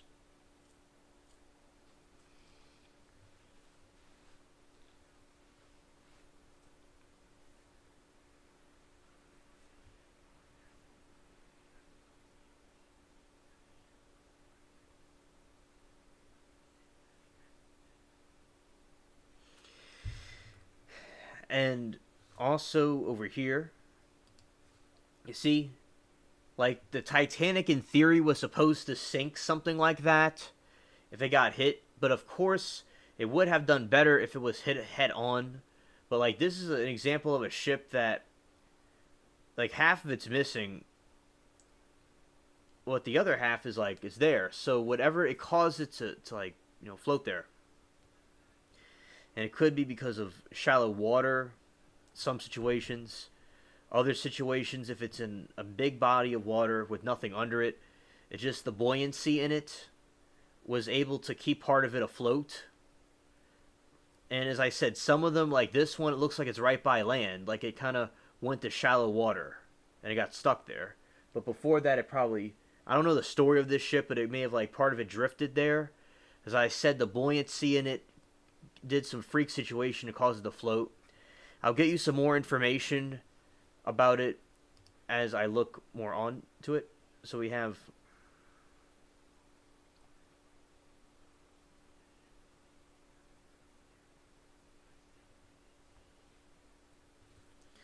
like we have this ship just kind of chilling, and look at this one. It's like half of it, like a big like portion of like the control room is like just floating there, and the rest of it's underwater.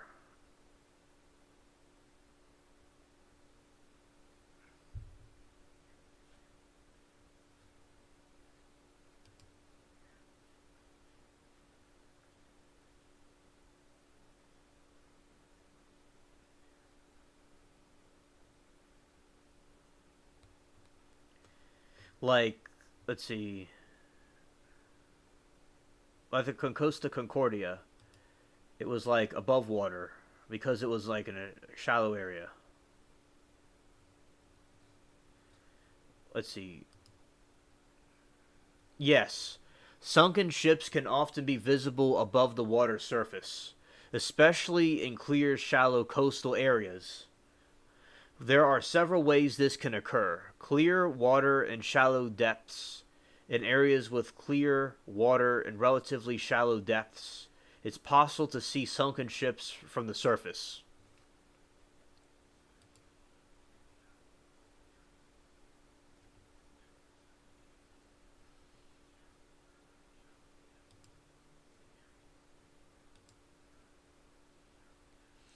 Something I got information on June 14, 2023, the Andrinia, a fishing boat carrying 750 people, capsized in the Mediterranean. The more than 600 deaths were entirely preventable, and yet the world barely found out or flinched, they said. And it was on the same day, time as the Stockton Rush sinking that we talked about on this channel. So we have here a ship sunk this year, but it happened at the same time as the Titan did, so most people didn't even know about it.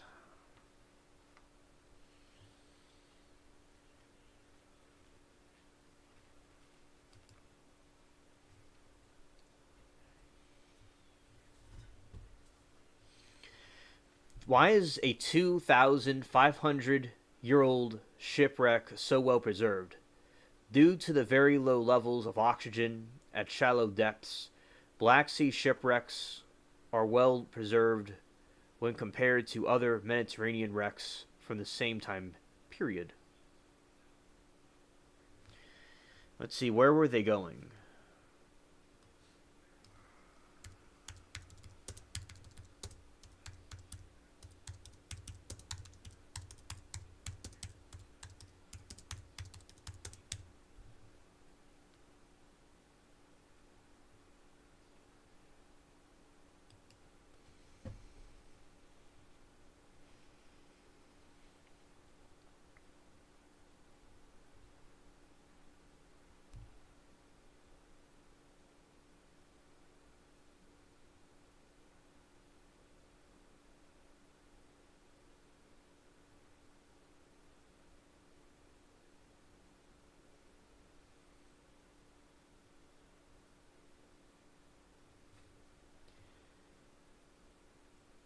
I'm trying to see.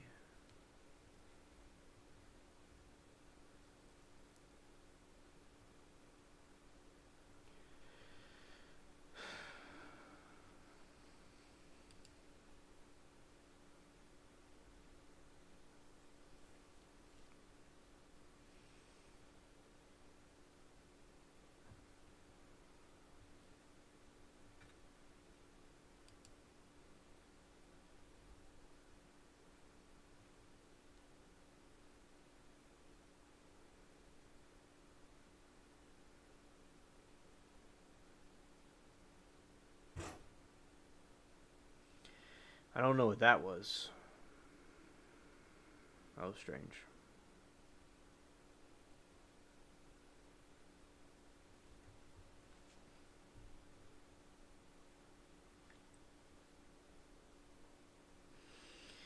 And it says in 1800, USS Pickering on course from Guadeloupe.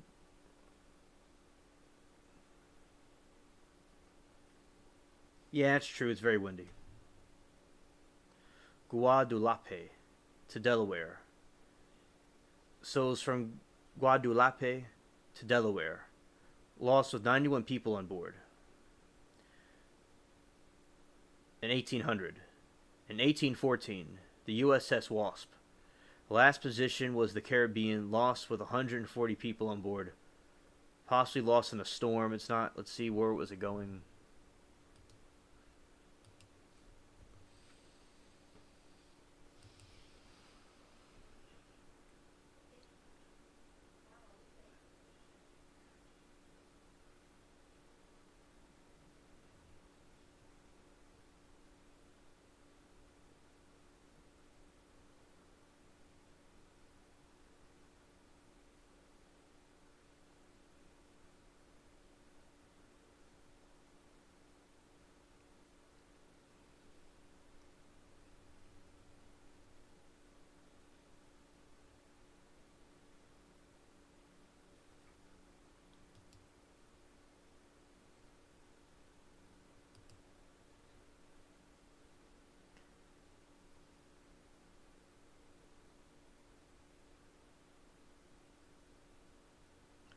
Looks like it was involved in battle.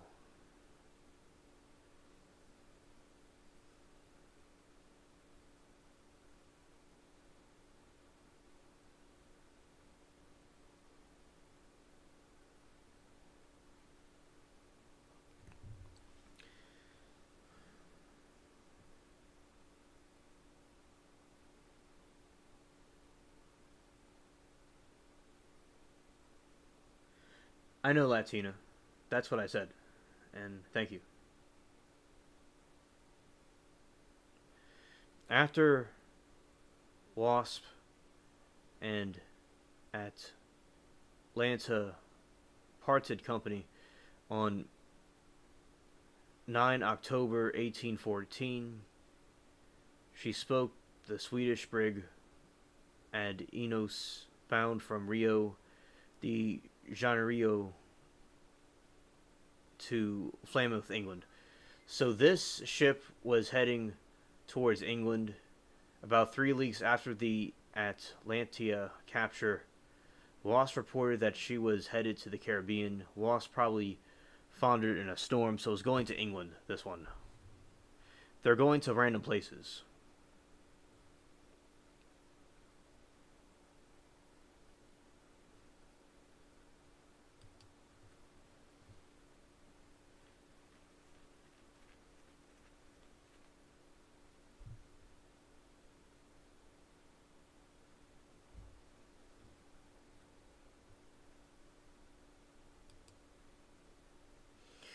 And in 1824, the USS Wildcat was on course from Cuba to Tompkins Island, lost with 14 people on board. Yeah, they're all like going to different places. The USS Cyclops Coiler left Barbados on March 4, lost with all 306 crew and passengers en route to Baltimore, Maryland.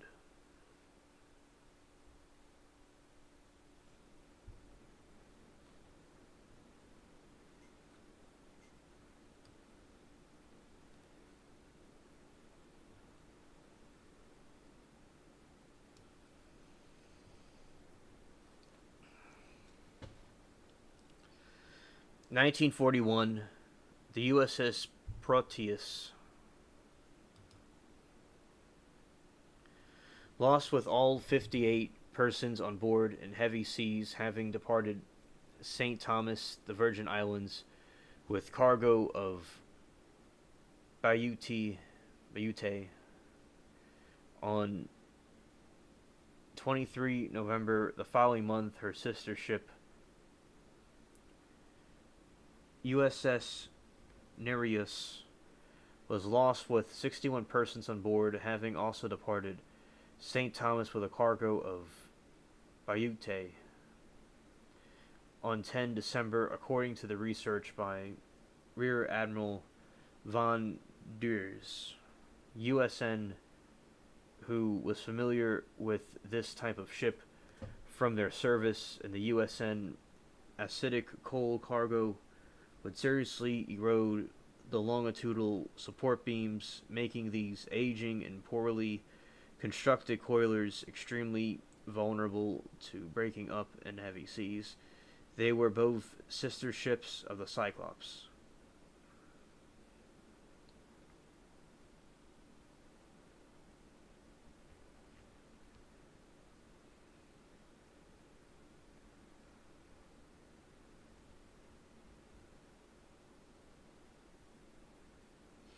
In this one in Miami, there is this yacht that struck something underwater, and the vessel would need to be towed.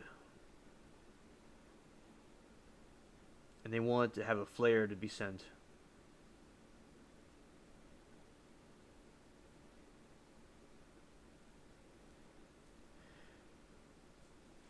And the ship was called the Witchcraft. A boat that Barak had lifted with special flotation devices in its hull.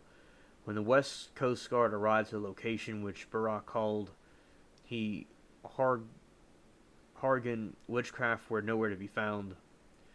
Over the following days, a search was conducted over hundreds of square miles of ocean, but the boat and the passengers were not found.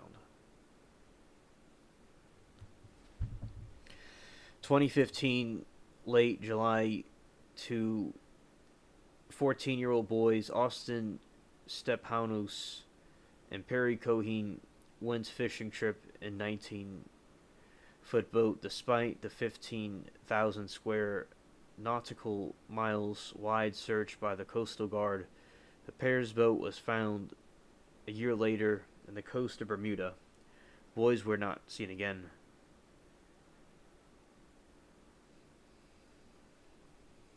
SSL Pharaoh, with a crew of 33 aboard, sank off the coast of the Bahamas within the Triangle after sailing into Hurricane Joaquin. Search crews identified vessels 15,000 feet below the surface.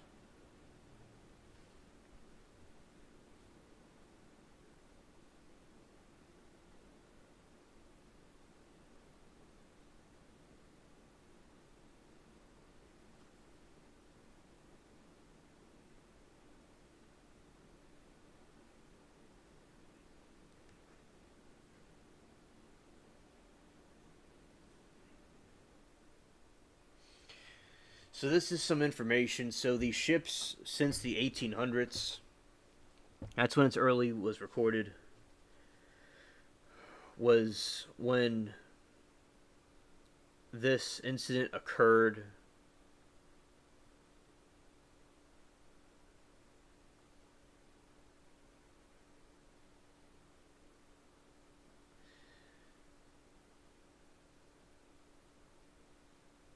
It was 2015, Mary.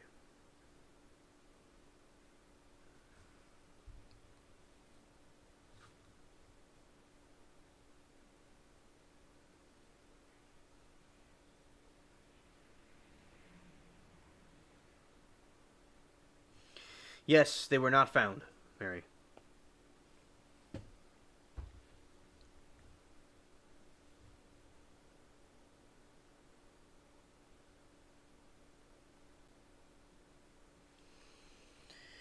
And so the last incident happened in 2015, and the ships are going into different places, random places, and it's been happening since the 1800s as far as they know.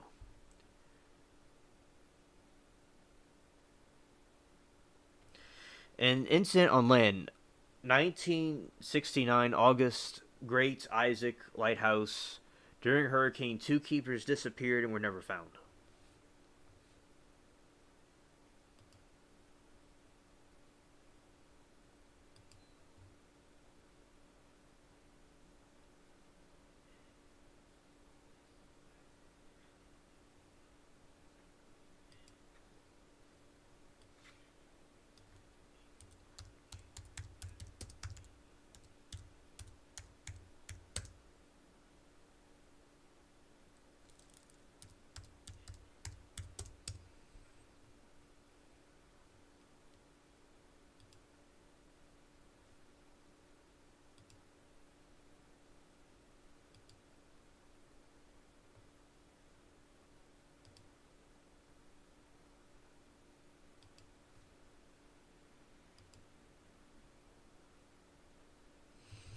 Yes, there's sharks in the Bermuda Triangle.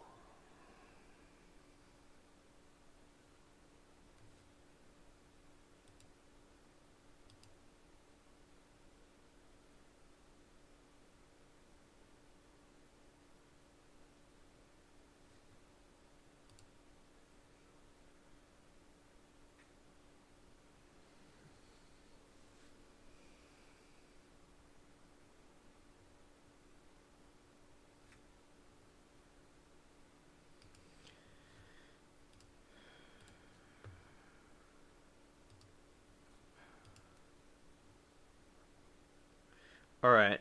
So this is from National Geographic. Synopsis. It's over 550,000, no, 500 square miles of rumored mysteries. In reality, the Bermuda Triangle may be filled with something even more incredible: sharks. Marine biologist Dr. Austin Gallagher is searching for the holy grail of shark research, the secret breeding grounds of tiger sharks, and he's hoping the special shark can lead him to it.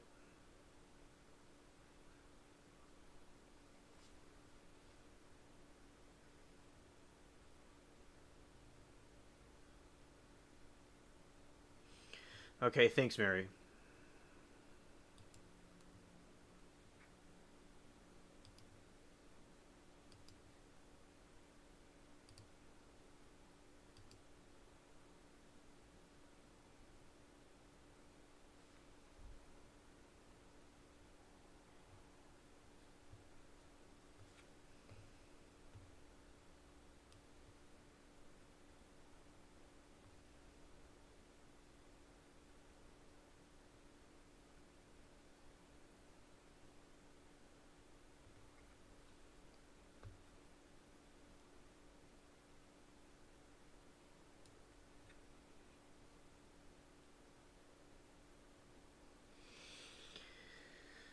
All right, so that's about the sharks.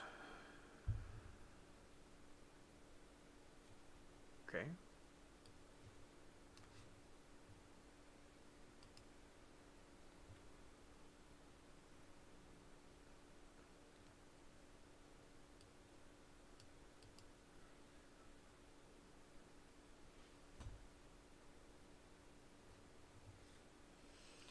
All right.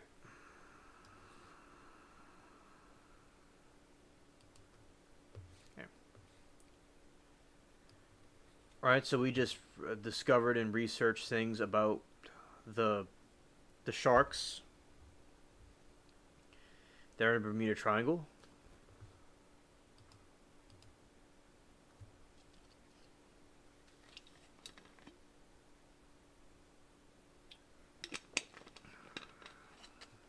All right. Okay. So this is this is it for the show. I talked about everything I need to talk about for this one. We are finished. And be switching over to the screens. People could say their final thoughts about things.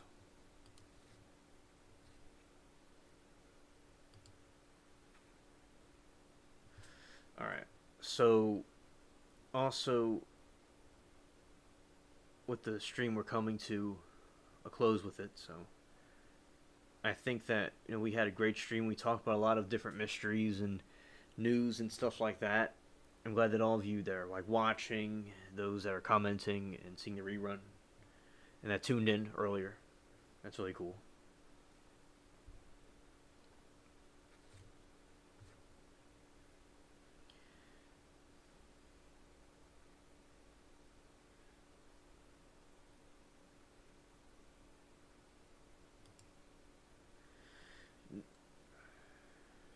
And no Latina, but I would like you to send me information about that.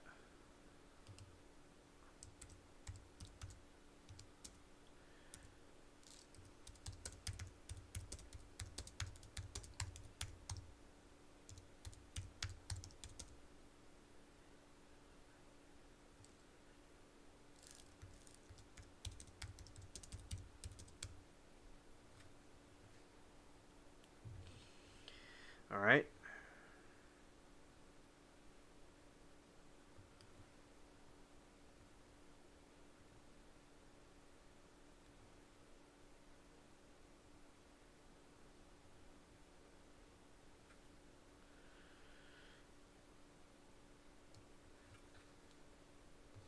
All right, everybody. Thank you all for coming, and Happy New Year's to all of you. And we will be. Thank you all for participating. We'll be live again on Friday as well. Okay. Peace.